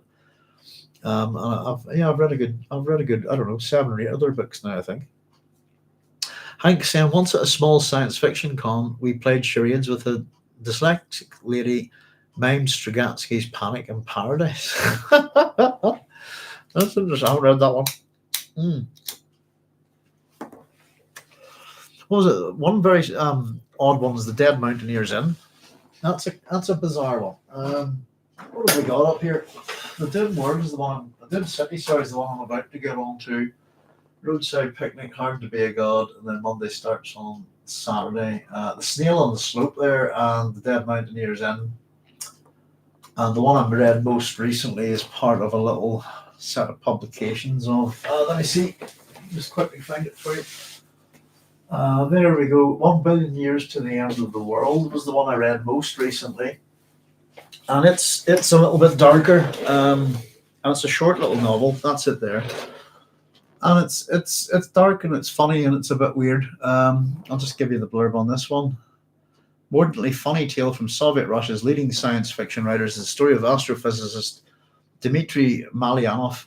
As he reaches a major breakthrough, he finds himself plagued by interruptions from a mysterious crate of vodka to a glamorous woman on his doorstep. Is the universe trying to tell him something? The blurb on the back says, a beautiful book by Ursula K. Le Guin. And the New York Times says, on putting down one of their books, you feel a cold breeze stiff lifting the hairs on the back of your neck. That's not really. The cover is Extended Field of Vision, 1935 by Herbert Bayer. But that Penguin classic science fiction, they brought out a whole bunch of these. I grabbed a whole chunk of them. I grabbed as many of them as I could by authors from different countries around the world. So I've actually got a chunk of these here at the minute, but all of the authors are new to me, I think, except for that one. Where did we find you? Oh, there we are. Oh, well, no, there's James Tiptree Jr.'s 10,000 Light Years from Home. It's part of that, which I already have a copy of. I've got something by Robert Schlegley, something by Angelina Gorjasher, and I've got something by Andreas Eschbach as the hair carpet weaver. So it was kind of my attempt to try. I try to grab science fiction from all over the world, particularly from countries that authors from countries that I've not read, because I'm always interested to see how different countries produce science fiction, what sort of stories these, and I suppose the one that we've picked up most recently after watching Spaceman Yaroslav Kalfer would be a Czechoslovakian writer, but who's based in America. So yeah, it's from a country that I'm from, a country that doesn't really produce science fiction, which I've always thought is bizarre, and therefore I'm really interested in everybody else's, if you see what I mean. But yeah, some good stuff there. Let's see. Hang on. So this one I also like. Sorry. Once it's small, the Dutch title was Picnic in Paradise, I think. Right, says Hank. Hank, sorry, I've been saying Hank there. Sorry, my glasses. Hank, I apologize. Are you from the Netherlands, Hank? If you are, I go on holiday there every year, and I'm supposed to be a quarter Dutch. There you go. Connor said, I need to read more of these guys. I watched Stalker when I was hammered drunk, so I need to try it again. Oh, check it out. It's a great film. Yeah, somebody was asking me about Alejandro Jodorowsky's God, what was one of his films? It was actually up at a gig. Went to see Electric Six, and somebody says, "Oh, you've seen that film, Ross, haven't you?" And I went, "Yeah, yes, I have." And they said, "What do you think?" And I had to say that I watched it in the early '90s on acid and couldn't remember, couldn't tell you what was real and what was in the film. And that's the one, The Holy Mountain. Oh, Hank is from the Netherlands. Hi, Hank. Yeah, me and the wife just talking about to get over our annual holiday at some point. But yeah, we're usually over there a couple of times a year in Amsterdam. Lovely country. I love your country. People are so friendly. We were in Amsterdam when it's lockdown for COVID, which was interesting. The Holy Mountain, yeah. The web search tells me Picnic on Paradise by Joanna Ross. I haven't read that. Hoy Hank says, I love the Netherlands too. There you go. Big fans of the Netherlands here. Louisvig, that's where I whenever I'm in Amsterdam, I stay in Louisvig. Because it's very handy. But the last time we were there we were there after. We've been there a few times since COVID now. But when we were in COVID, I got to ride the number 2 tram in Amsterdam on my own, all the way from the station to Louisville, which was one of the most surreal things in my life. You know, the Holy Mountain on Acid would probably be the same to me. It was not a good trip, to put it that way. I had an invaders in the house. But yeah, we had it on video, I think. We were watching. I watched a few films that I think the same night I might have watched Natural Born Killers on the same thing as well, and that did not go down well. So yeah. Things you do when you're young. But excellent. There's a really good science fiction bookshop in the middle of it, somewhere in Amsterdam. I'm trying to remember where it is. In fact, I went looking for it the last time. But since I've got married, I started using the trams and stuff like that, trams and buses, whereas prior to that, I always walked everywhere, all over the city. But yeah, I've been going there every year since 1993, I think we've only missed 1 year.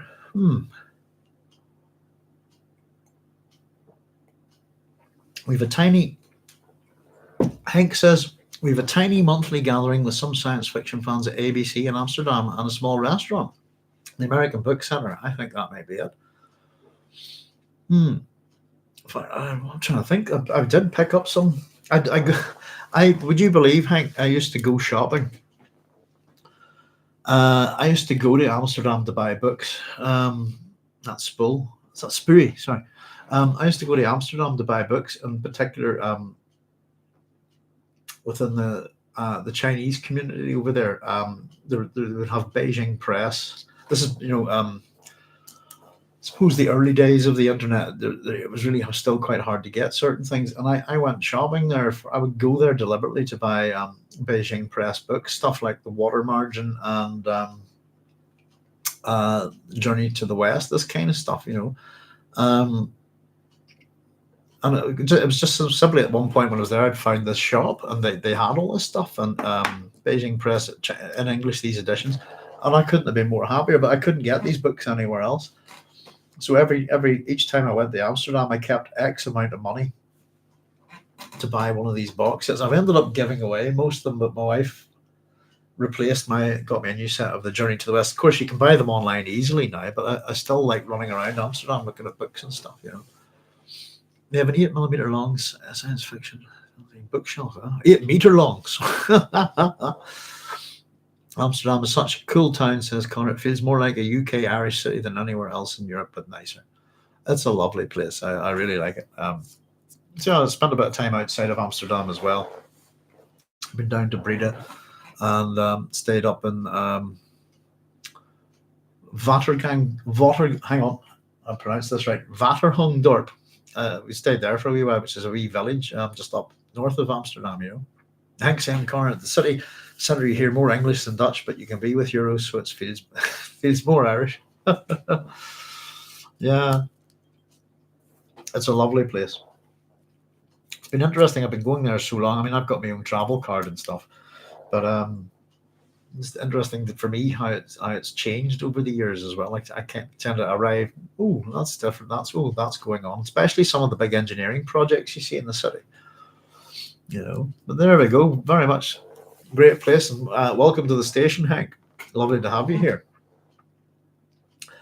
So let's see, where did we get to? Back to the book club. Not that I mind these interjections. It's good. This is quite a short little chapter anyway. So here we go. Why not send the distrans then? It's a human distrans. I'll go then, says Paul. I'll go alone. And this is where it starts to go wrong for Scytale, Lichna, I think. As much as things have been in character, I'm not too sure this is. If someone started behaving like this towards me, I'd be immediately wary. Chani must come with you. And it's an exclamation mark. Shouting. Chani is with child, says Paul. And the response is, when has a Fremen woman refused to? And so this is a little bit about knowledge of Fremen behavior here, I suppose. But the suggestion is that a pregnant Fremen woman would still go.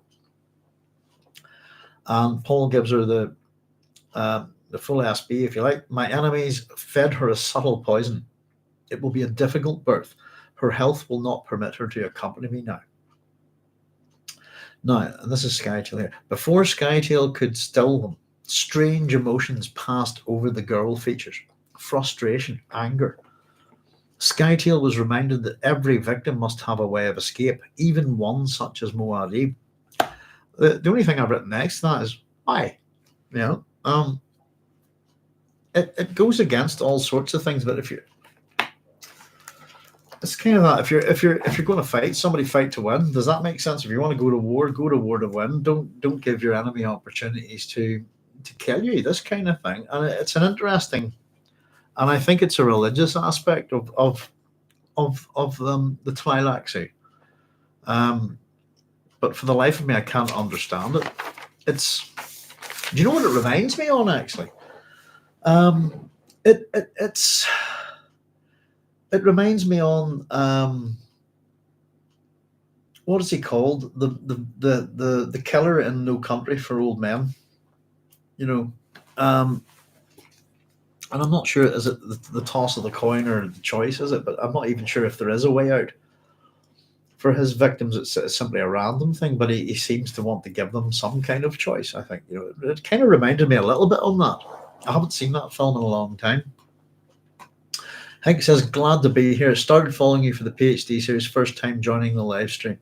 Oh, it's good to have you. Yeah, it's a small channel, Hank, and we're not that well known. And as we point out, we're very hard to find through YouTube's algorithms and search terms, etc. So it's kind of word of mouth that brings people here. But I hope you enjoyed the PhD series. And the book club's a bit. It's a big enough city. In fact, do you know something? Call it friendo. Quality Channel Doc, one of the best. Thank you very much. It's a huge city, isn't it? I was actually not too long ago for the first time when we were there with our son. We went up one of these big towers. It's that kind of restaurant with the swing that goes out, and the Gibson headquarters are halfway up it. So I think I put up a wee picture once of me sitting on the throne of Gibsons because I own a Gibson guitar. I thought it was quite cool. But I got to have a look at this from up high because Amsterdam's that's the thing about the Netherlands, it's so flat. But I had no idea how big the city was, to be honest. And as someone who's just walked all over it for years, it's huge. I love the food. The tourist restaurant. We didn't eat. We didn't go in there for food. We just wanted to go up in the elevator. It had a funny kind of. My son wanted to do it. It was just let's go up in the funny elevator, and he wanted to go out on the swing, but he ended up not doing it. Carl's saying that Scytale reminds him of the Riddler from Batman, always providing clues for the hero. Yeah, there's got to be a few things like that. I think that I will give you away. It's reminiscent of the villain who wants to monologue or never quite wants to defeat the hero, really, if you know what I mean. Great Indonesian food. Yeah. All great food, all sorts of food. I'll tell you, I go to, ever since the early 90s, I've been going, because I used to go on my own a lot. I would go to wee places called Casa de Surge, is it? Where's that at? It's not too far. I can't remember the name of the thing, but it's an Italian restaurant. And they were always very nice to me. Because I always ask them to change something on the menu for me, but I love their food. And I've been going there for so many years, and they never recognize me. I'm in there every year, pretty much. But it's a great wee place. The staff are very friendly. I did a wee bit of Italian speaking to one chap last time we were there just prior to COVID, and found out that he wasn't Italian until I was putting it all on. And his name was Kevin, and he was Swiss. I did a team party there. They had some additional entertainment there. Yes, it's a little bit, but it's a lovely wee restaurant, and there's some great food in Amsterdam. We try to eat pretty much do a lot of restauranting when we're there, and I always try to do something different, find a new museum. So, but doing it again, I suppose, with my wife, and son, a lot of things that I've done that we get to do together now, which is nice, and it's lovely to go around. I'm quite a solitary creature, so when I used to go to Amsterdam, I'd just be on my own the whole time and just dander about. And I'm a people watcher, that kind of thing. But it's a lot more fun now that I'm married. Going around Amsterdam, I love the place. We always stay at the same hotel, and there's a beautiful park next to it, and we stay at the edge of the city. We don't stay in the center at all. And it's so much easier, But you find little tricks and stuff like that, little things that the locals tell you about over the years, and try to avoid the touristy stuff, But we're there for all sorts of reasons. But it's my favorite city in the world, to be honest with you. And it's for me, it's been always quite cheap holiday, I suppose, because I'm not too far away. Longwood Park is lovely.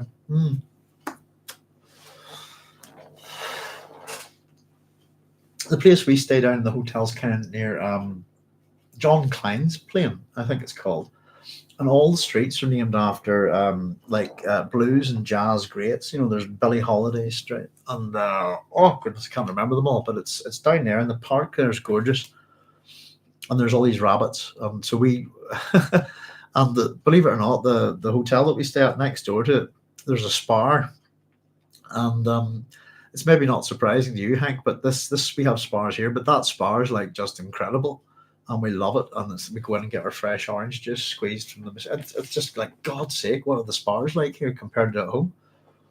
It's just, I love this. The food's great. Everything about the city is lovely, but the people are really nice, and and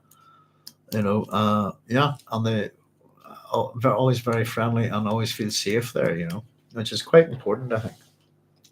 But yeah, the Dutch people are the best. I'm supposed to be a quarter Dutch, Hank, but my grandfather was killed during the war, so I don't really know much about him. But his surname, we believe, was Friesche, just as in the Frisians, So there you go. So I might be a little bit Dutch. Spar brand is now reserved for the smaller supermarkets.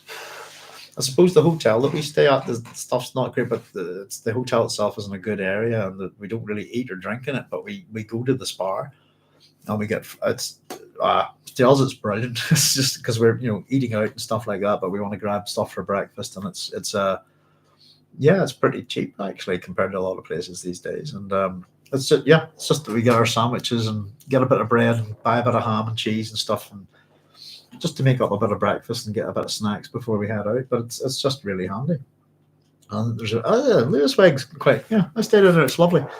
And it's right out of the city, I suppose, isn't it? It's just on the southwest kind of corner, isn't it?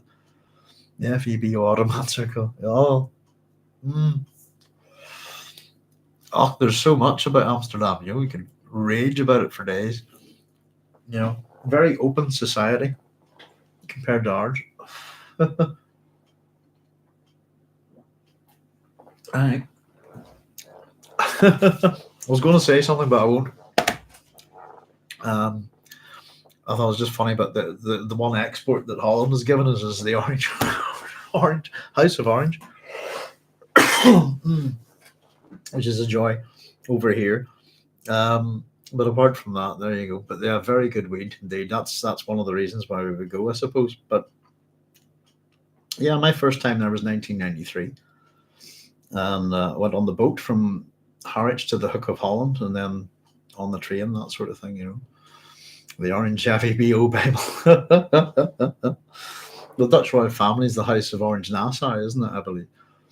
Hank says we used to do our shopping at a family Spar. The owner franchise operator took over from his parents. When I was told he had to change it into a C1000, he sold it, and the new owner turned it in.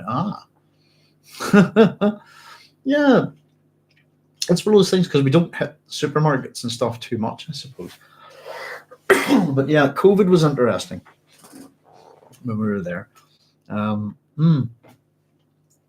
what was interesting is how well connected everybody is, technologically speaking, in the city.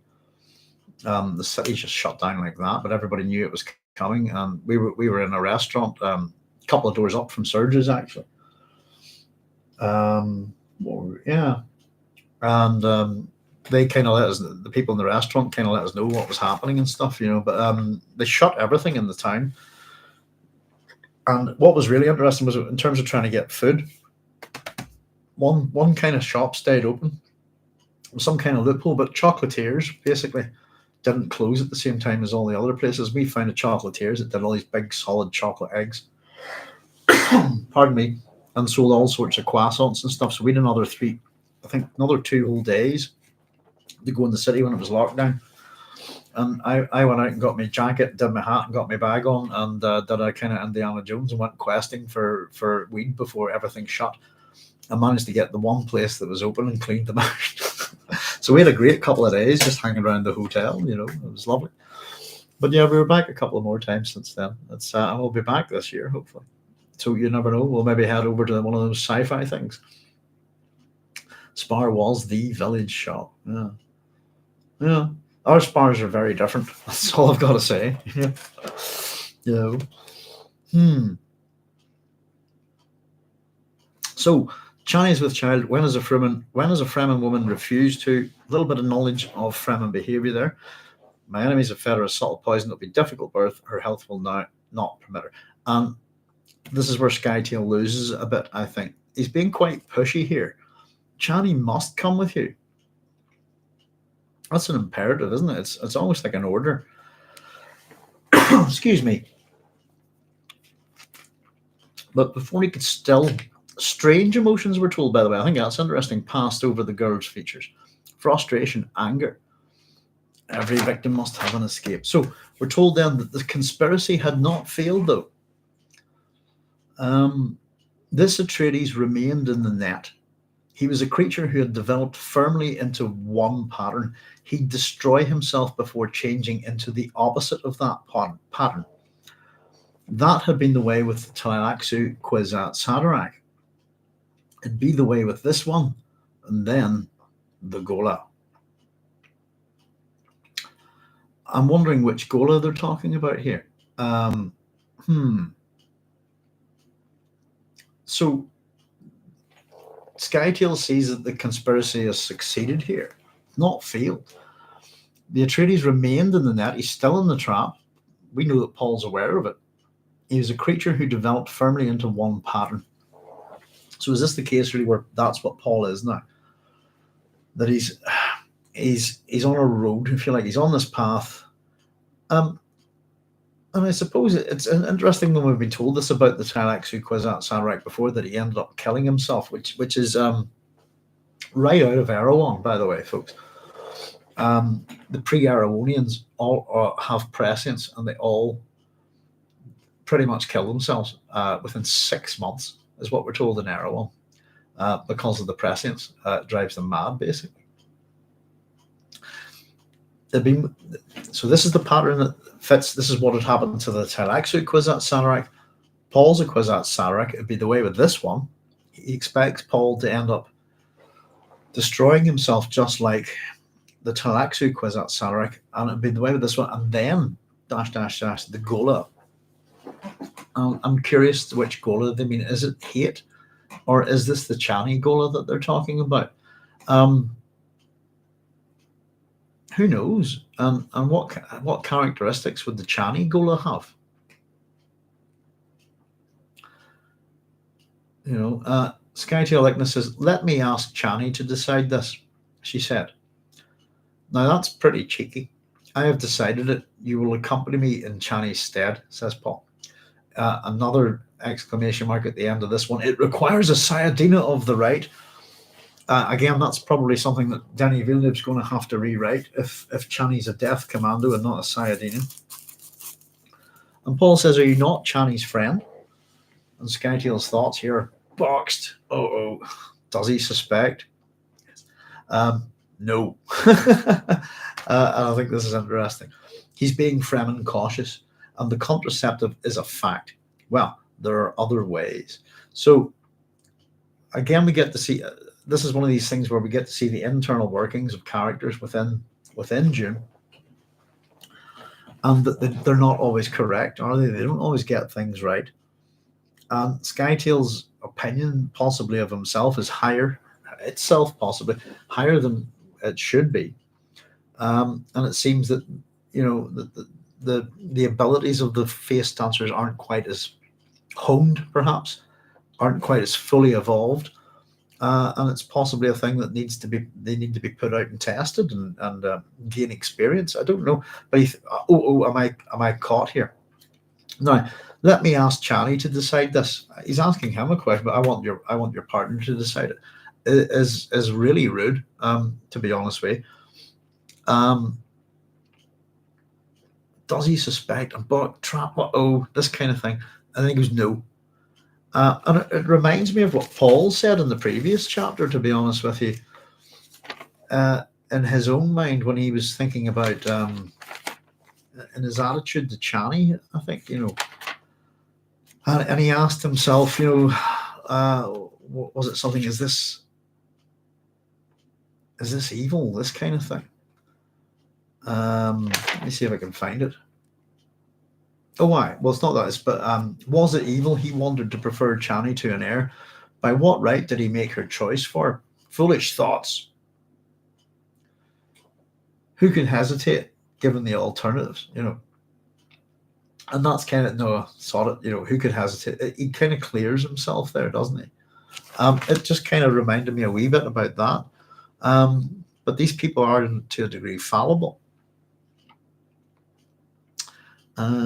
He's being Fremen cautious. He's not actually. He's going down a path. He's fulfilling a role, and so Scytale's deceived here.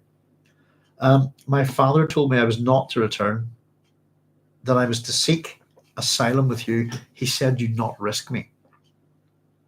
And I think that's a bit paradoxical, because if we think about that, then the father risked her, didn't he? And something that Bannerjee has already pointed out,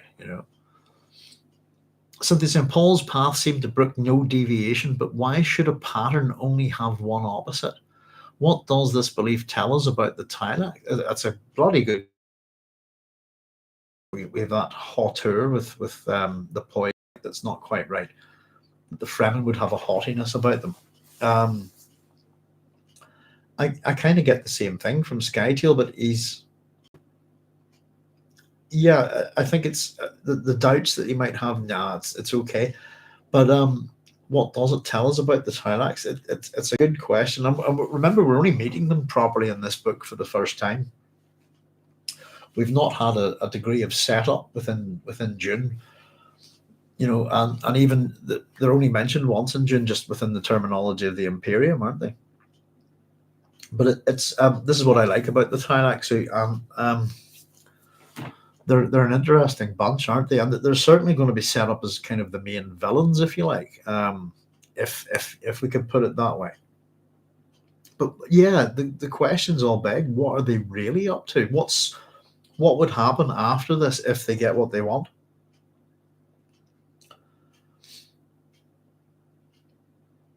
Is it that if Paul, yeah, would he destroy himself before changing into the opposite of that pattern? He's developed firmly into one pattern. And again, is it something perhaps that the Tleilaxu Kwisatz Haderach could see a path, something similar to Paul, and just simply couldn't handle it? I can't deal with that, and killed himself. It's a really the opposite of that pattern. And patterns, opposites, what makes you think about symmetry and all sorts of things, doesn't it? Asymmetry, this kind of thing. It's the language isn't quite is vague enough to not give us enough answers, I suppose, I think. But that's the part of it. I think we'll find things out about the Tleilaxu as we go. I think it's not till, is it Heretics, or I think we've mentioned it before, it's not until Heretics or Chapter House that we actually get our answer as to who they are, what they're really up to, and what they believe. And that's the point where, because it's a religious thing, that's the point where the Bene Gesserit go, aha, we've got them, now that we understand what kind of religion they are. And I'm trying to remember, but they're Zen Sufi, aren't they? They're Zen Sufi Islam, I believe. Something like, if I remember correctly. That's we talk about Zen Sunniism, Sunni Islam, etc., combination with Zen Buddhism. But ultimately, that I believe that's who they are. So it's the ideas of Sufism and Zen Buddhism combined, and their genetic work is that they believe that the genetic language is the language of God. I don't know too much about Sufism, but I know a little bit about it. I've got a wee book on it here somewhere. One of the books I picked up.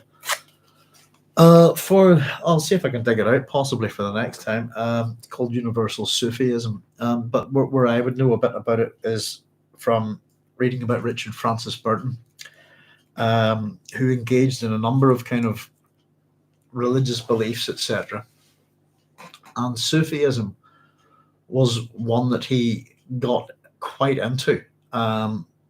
Ultimately, though, he found it wanting, I suppose, and cast it aside. But Richard, there's anybody wants to read the Richard Francis Burton biography by Fawn Brodie, is called The Devil Drives. Check that out. It's one of I'm not too heavily into biographies. They're usually ancient ones and stuff like that. I would seldom buy biographies, but he's a fascinating man. And that book is absolutely brilliant and incredibly well researched, and particularly with Richard Burton undertaking the Hajj and stuff and the links that he went to. But he studied Sufism to a great degree, and there's a fair amount of info about that. That's kind of where I took a bit of an interest in it from. But we'll get there. It's all things being well. That's a long way down the road, isn't it? A long way down the golden path. I suppose my golden path is to get all these 6 books done and to commit to that path and to stick to it, and let's get this done, isn't it? Well, trying to throw the odd wee thing in. But just in terms of how the character's behaving there, we had a person here, for example, which is someone who wanted to go to our wedding. As a person didn't want there. This person sent every form of agent, if you like, to ask my father, ask my wife to be, all of these people, can they come to my wedding? And we actually only had 25 seats at our wedding because we really wanted it small. The one person they would not ask was me, and ultimately they had to ask, and it was a no. But this, let's ask your Chani to decide. Let's do this kind of thing. It's quite it's not quite right. Would set off alarm bells with me. But again, the behavior here, as far as Paul's concerned, how do I put it this way? Seems to be what Lichna is actually like, or was actually like. Once again, we get. I've written down, oh, Danny Villeneuve. It was beautifully in character.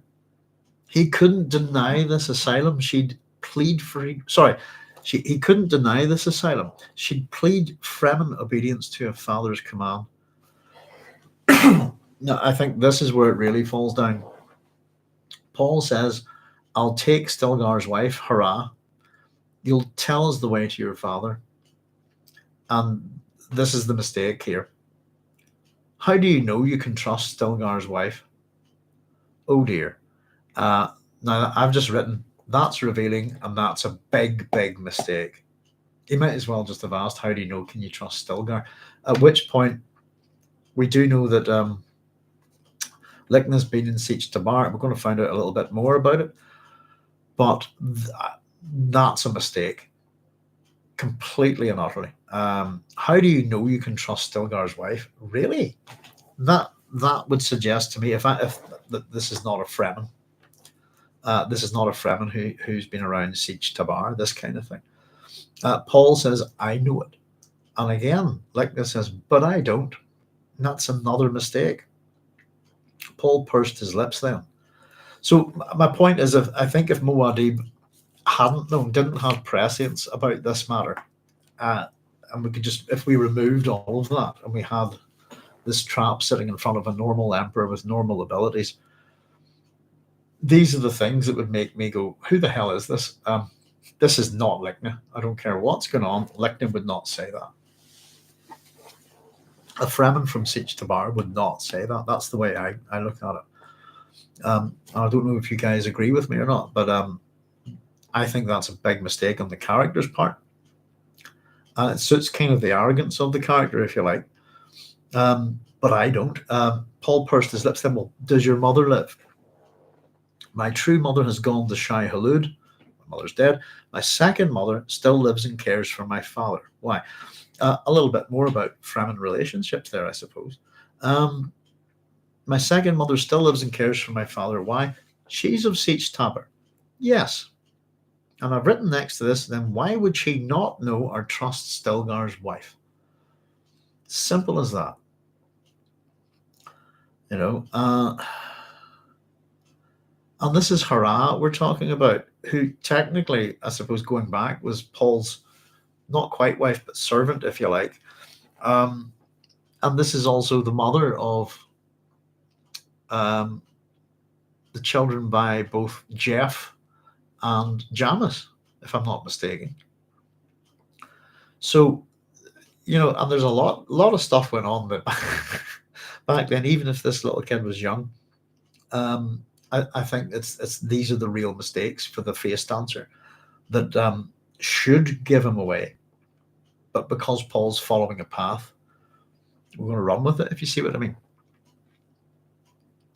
Let's just catch up your comments a wee second. Paul's path seems to brook no deviation, but why should a pattern only have one opposite? What does this belief tell us? Sorry, just reading that again, Cynthia, sorry, about the Tleilaxu. They seem to worship Leader of the Second in Chapter House, if I remember correctly. I believe they do. They call him the prophet. Yes, Paul's Ganima. Lichna, apt name for standing for the dead. Very good. I had found something actually with the etymology of that, but I was going lichen. Hang on a second if I can find it. But that's a good lich. Very good. Hadn't thought of that. I'm going to scribble that down. Hang on. Let's go to the start. Where will we put it? At the end of the chapter. Let me scribble that down a wee second. That's an interesting one. Let me see. I'd find. What was I doing? Hang on. Etymology. God, I love etymology. Let's have a look. Lichen. the Greek lichen, tree moss like lichen-like eruption on skin via the Latin lichen, the Greek noun which literally means liquor, derives from the verb lichen to lick. Not quite sure that was what I was after. It was, hang on a wee second. Dun, dun, dun. That's not what we're after. Bear with me a wee second. It was just something I was nosing about the other night. Now, here we go.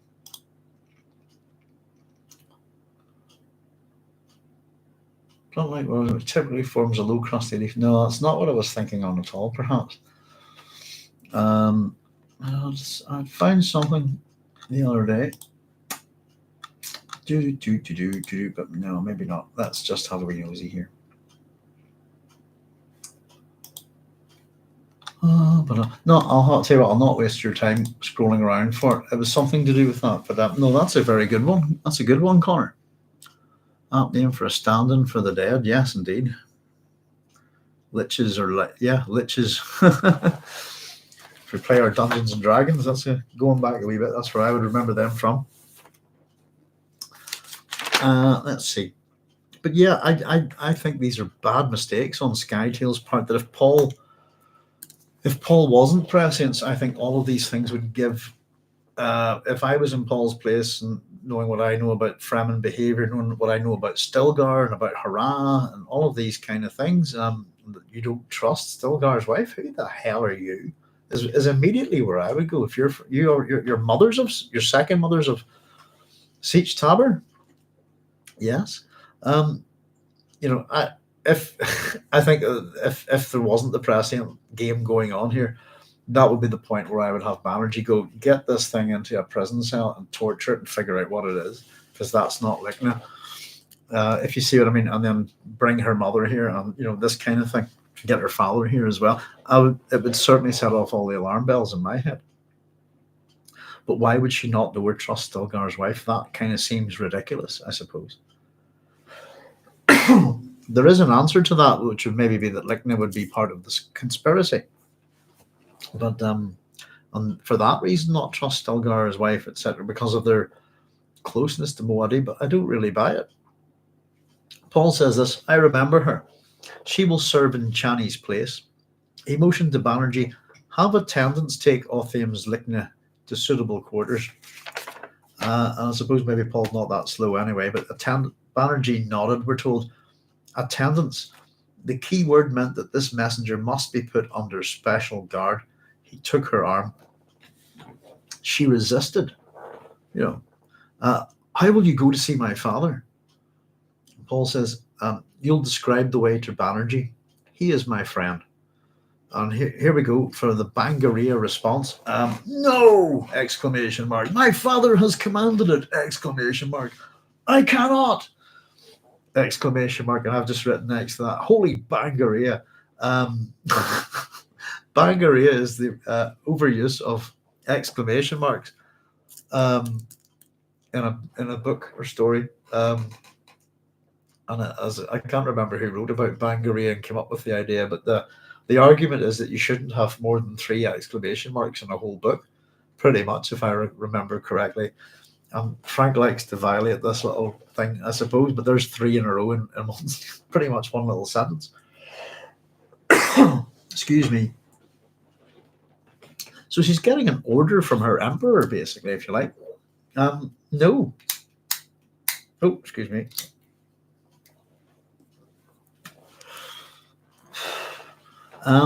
No, my father has commanded it. I cannot. And again, obedience to the father, I suppose, is what Paul thinks.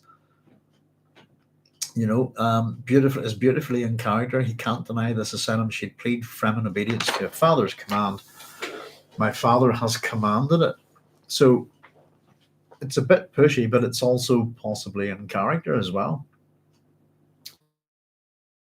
Encyclopedic memory, which had helped bring him to the position of trust. Bannerjee says, I know a guide who can take you to Otheym. Paul then says, then I'll go alone. Paul said, sire, Otheym wants it this way, Paul said. The decision is made. Do as I've commanded. And reluctantly, Bannerjee led the face dancer from the room. And so we have exit Bannerjee and Scytale Lichna. So I don't know about you, but I don't think it's the. We're told it's in character, but unless Lichna's quite a petulant young woman, that's how I think Scytale Lichna comes across here.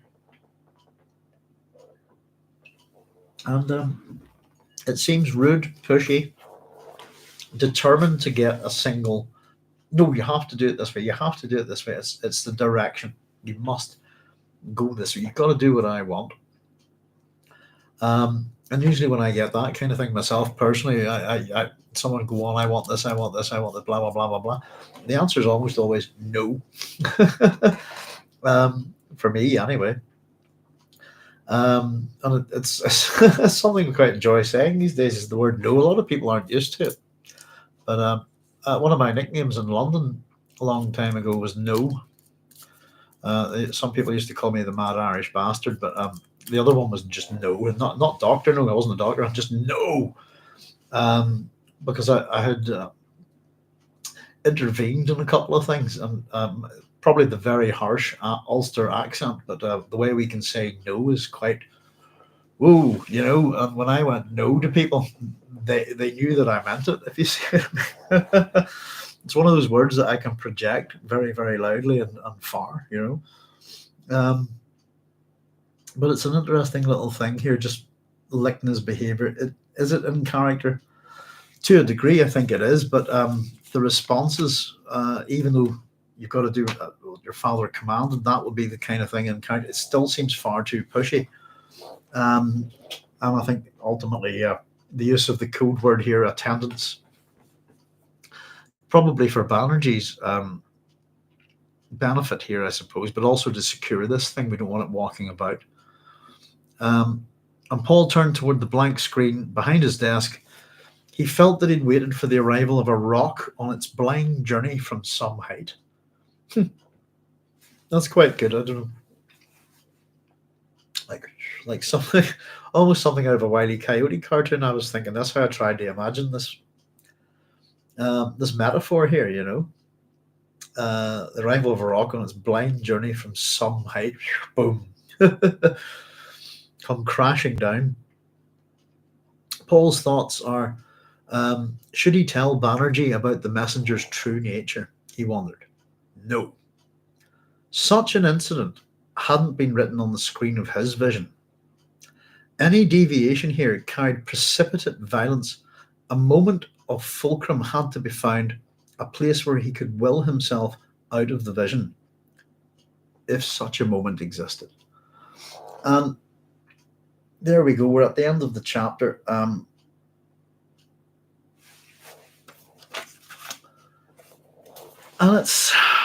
it's one of those ones where, again, we're seeing an Atreides start to walk into a trap.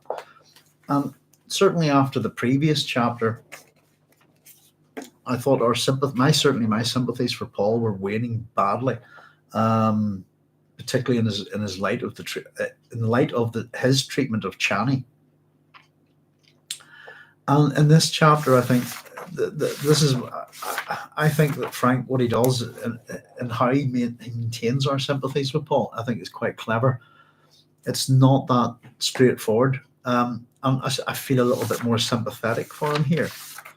And we have to question that this is a man, despite everything that we've been told that's happened, that he's lying through omission, this kind of thing. He has foreknowledge. He does nothing to prevent these things.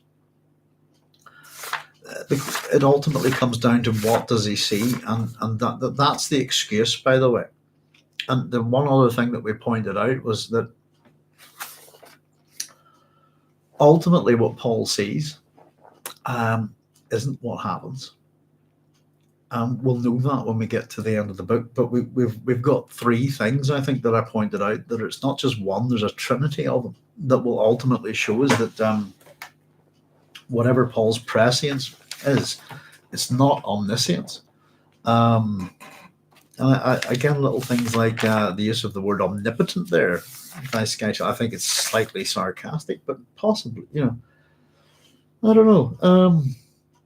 I'm starting again. The sympathies are coming back for him a little bit, but ultimately, it's has he got any free will here at all?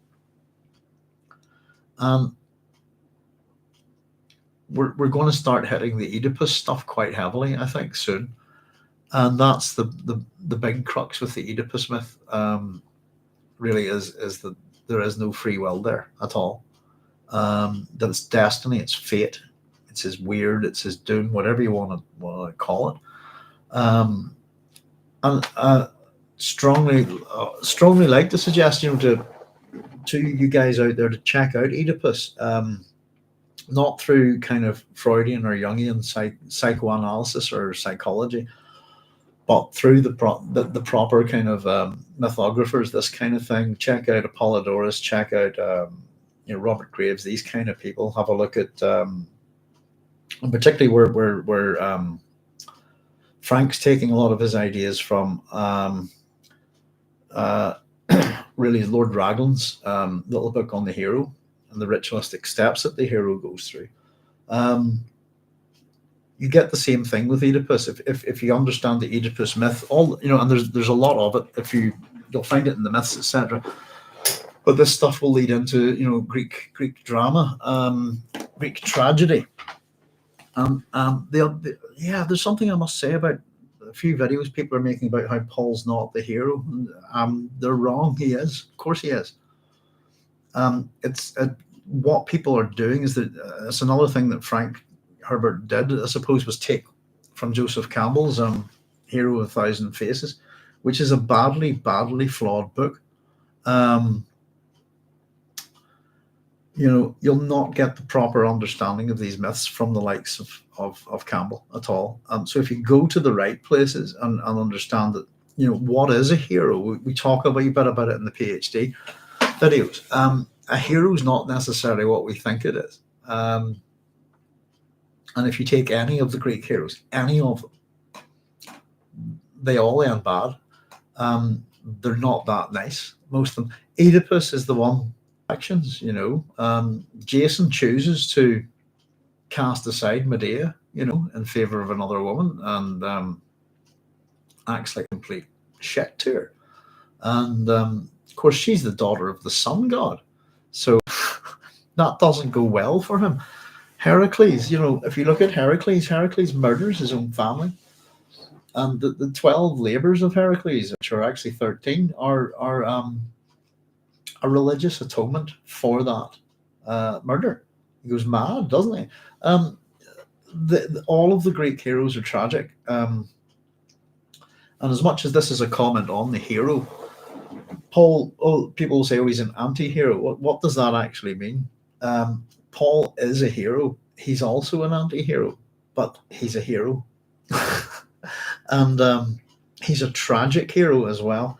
And it's just sometimes I think when people look at, if anybody's ever watched Jason and the Argonauts, for example, the film, and they've never ever checked out the myth, then they have no idea what an asshole he is, and how he dies is hilarious. It's let me see, bear with me a second, folks. But particularly within the Oedipus myth, Sophocles is our chap. There we go.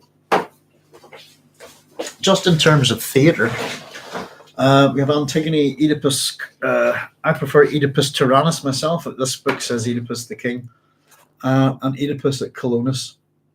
There we go. If anybody wants to take a modern take on this, Seamus Heaney's The Burial at Thebes is his version of Antigone. But this is kind of standard fare for anybody studying Greek tragedy.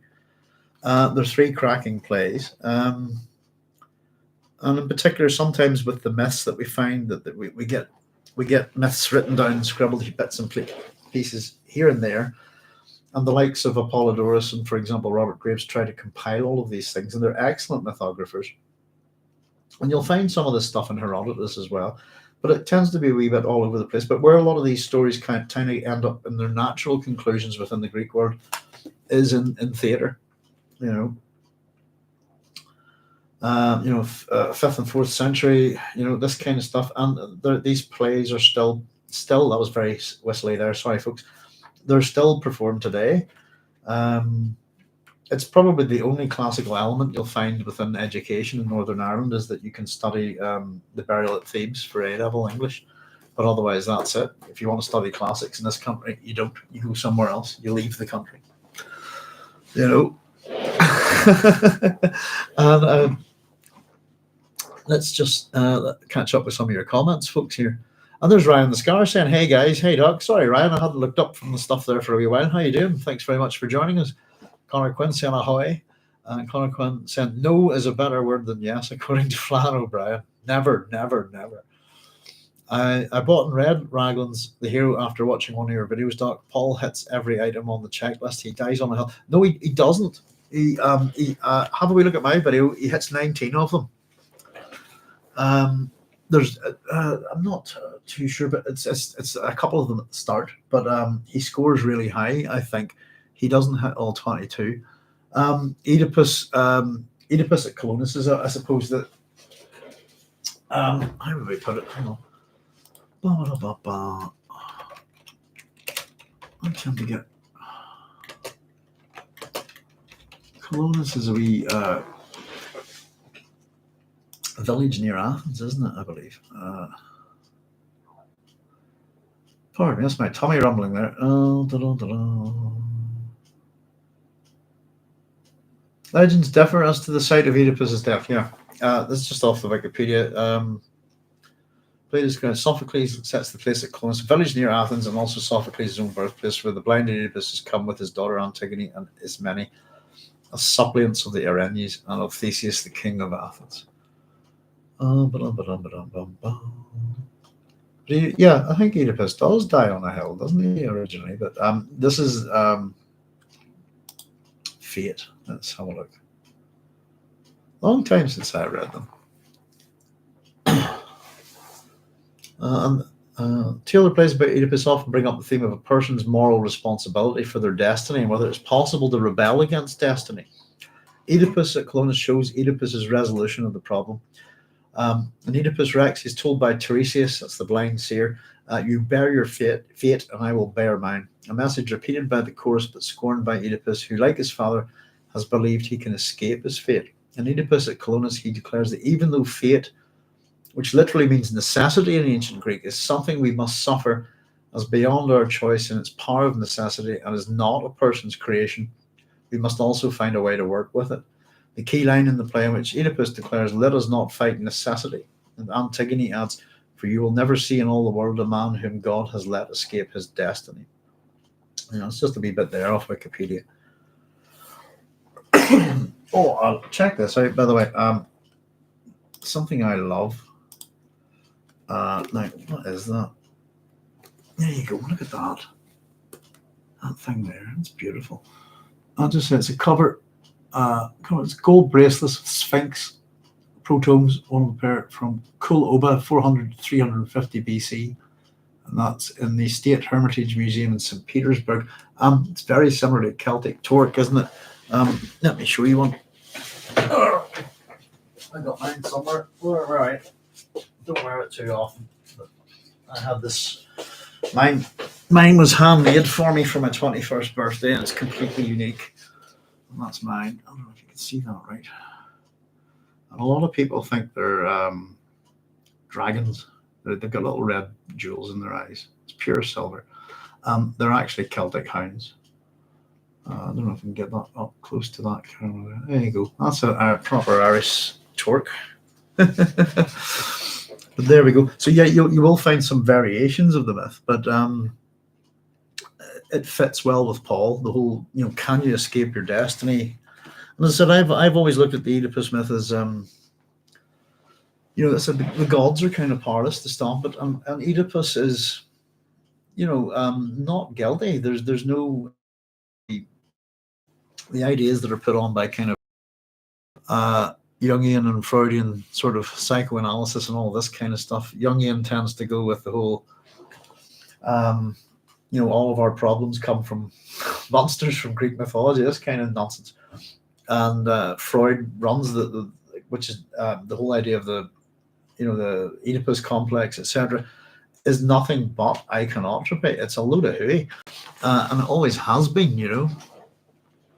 Yeah, there's a well, I used to call this one Laylaps, and this is Noodles and Holly.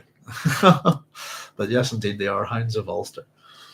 Um, but yeah, he's a very sympathetic character, and it's Oedipus who solves the riddle of the Sphinx. He's flees from the people who he believes are his mother and father, so that the prophecy will not happen.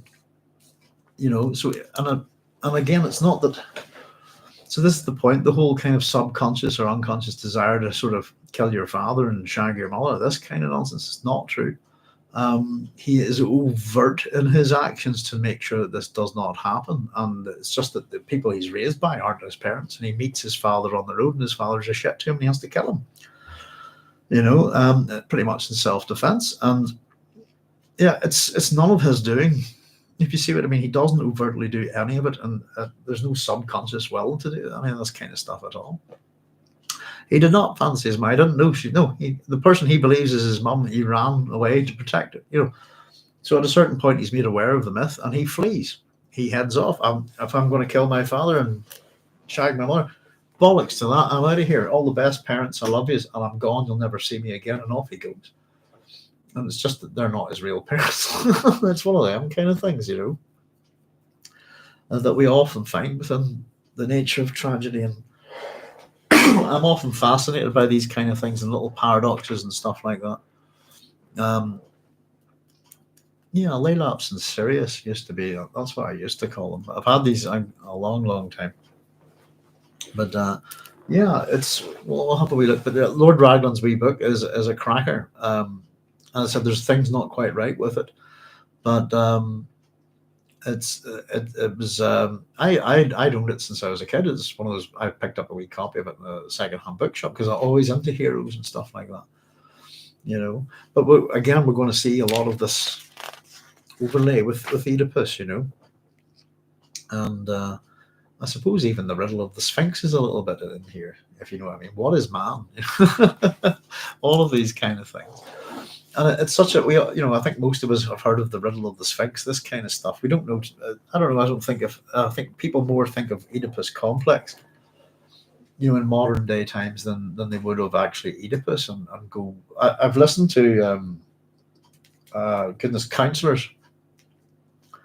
In my last set of offices, actually, they were counselling people, but the walls were that thin you could hear everything that they said, which is kind of a bit mad. And I could hear these people pretend, talking as if they knew something about Oedipus, and they were feeding the Oedipus complex to whoever it was that they were talking to, And I sat and listened just to hear what they said, and then I walked away because I didn't want to listen to but it was absolute bollocks. Excuse my French. And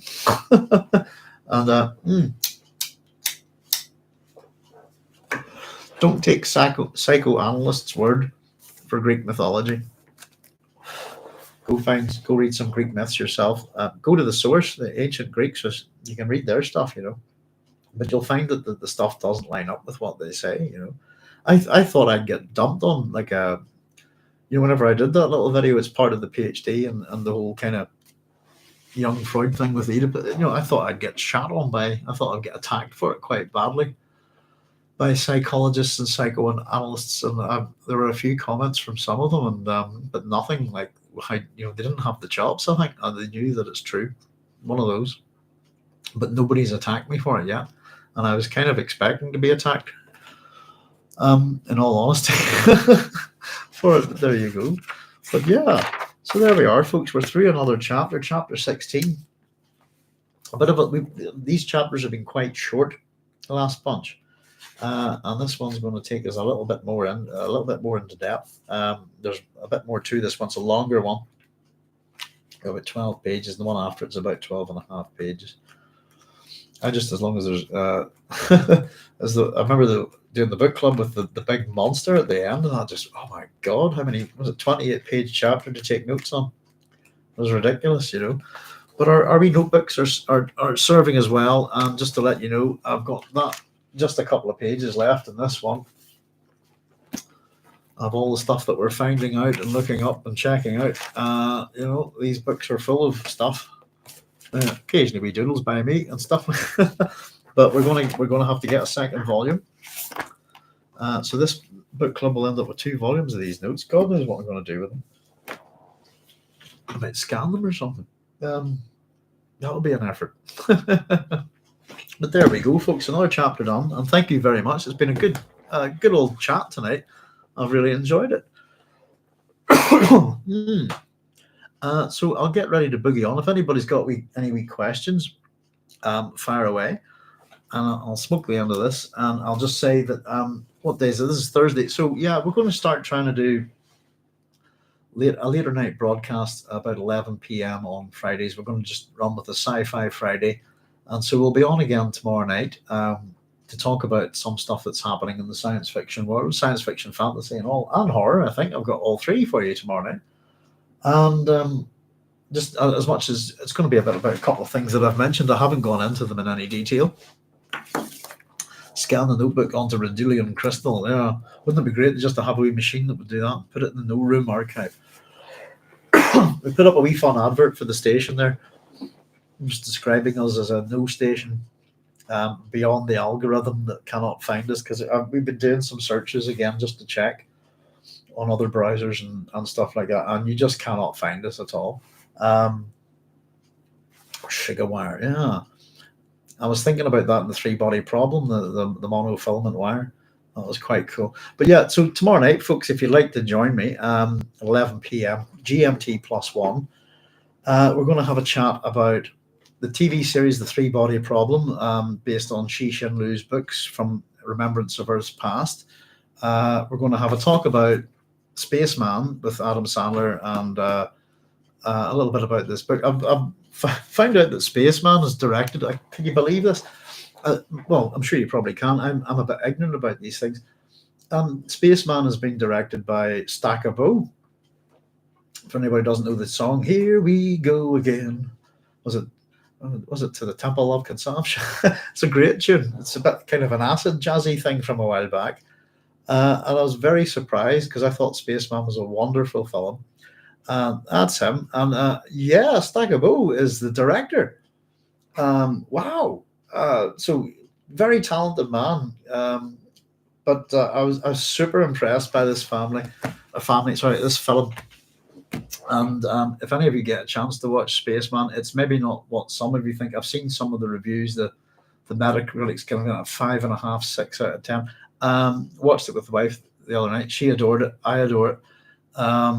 He's quite the filmmaker nowadays. I didn't really know that, said Ryan, you know. But yeah, that's a hell of a film. I don't know. I'm one of these people. I'm that kind of ridiculous stereotype of the big guy that gushes at anything. I cried in that film, at that film, once out of sadness and once out of joy. For if you can make me cry, you're a hell of a director, to be honest, because I can be pretty. It takes a lot, to be honest, sometimes. But whenever I start, oh god, you know, I can get. I like a sense of tragedy and I like a sense of joy in a film. But it was a beautiful film. It's maybe a wee bit grown up for some people, but it's I adored it, and I'll have a chat about it in detail tomorrow and do my best not to gush. There's things that make me gush, and it's generally the death of cute robots and funny things and stuff like that. That tend to be things that I cried at when I was a kid, but I'm not ashamed of it or anything like that. I absolutely enjoyed it. And my wife's not a gusher at all. She's just go, "What the hell's wrong with you? Why are you crying?" You know, and I was going, "Oh, it's beautiful." You know, it's a beautiful film, absolutely beautiful. Highly recommend it. Maybe not everyone's cup of tea, but I was quite appalled at the ratings it's getting, and maybe the fact that maybe nobody's talking about it too much. One of the best sci-fi films I've seen in a long time. Real hard, and that's how much it impressed me. This is the book here. Spaceman of Bohemia. I've started reading it, and just after a couple of pages, I can just tell you that this is very well written. I've hardly got into it, but this man knows how to craft prose. And we'll have a wee chat about him and the movie, etc. tomorrow night. We'll also have a wee gush about, we'll have a wee chat about Louis Gossett Jr.'s passed away, and I'd like to kind of talk about his contributions to science fiction within the acting world, particularly for Enemy Mine. And Stargate as well. We've got the Three Body Problem TV series, as I said, and Fallout's coming. Wouldn't mind having a wee bit of a chat about that. And also I thought we'd have a wee bit of a chat in detail about Late Night with the Devil.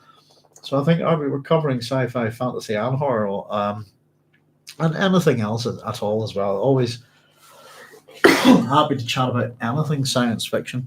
But I've got a bunch of books to get read at the minute that are all, I really want to talk about all of them.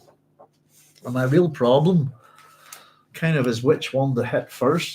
Beautiful Star by Yukio Mishima. We've got this. I've got some, what else have we got? I've got some Octavia Butler here to get read. Managed to get John Harrison's Light read. That was good. I enjoyed that. But really just trying to hit science fiction that I haven't read before. Apparently this Mishima one, by the way, as much as we talked a wee bit about this has only been available for a couple of years. And that's why nobody's heard of it, because I knew who Mishima was. I've actually started this one. The first chapter done. This is my problem. I've got to read them all. I want to read them all at once. But this story has only been available for a couple of years, I believe, for the translation. I don't know if anybody knows Mishima at all. He's call him an interesting character from Japan, shall we? I was made aware of him through 2000 AD, a long time ago, and I've got one of his books over there somewhere, and I read him at university, so I was gobsmacked to find out he'd written a science fiction book, and I'm quite enjoying it so far.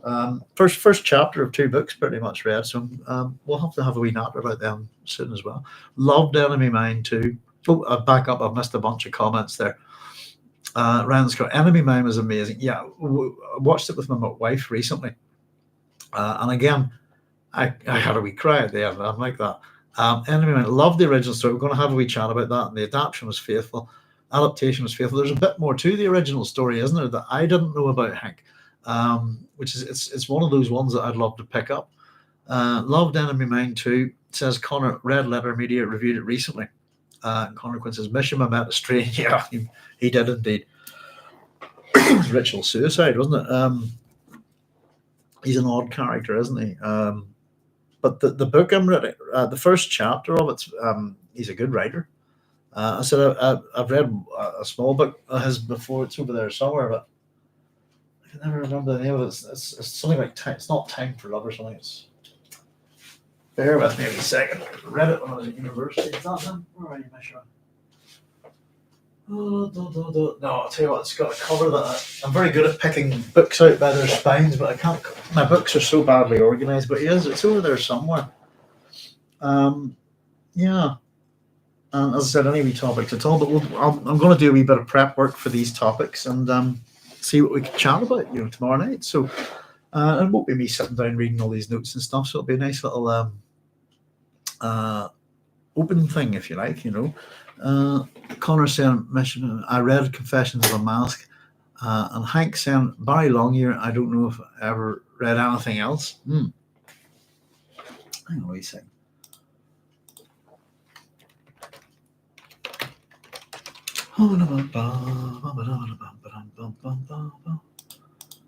Yeah, Barry Longyear.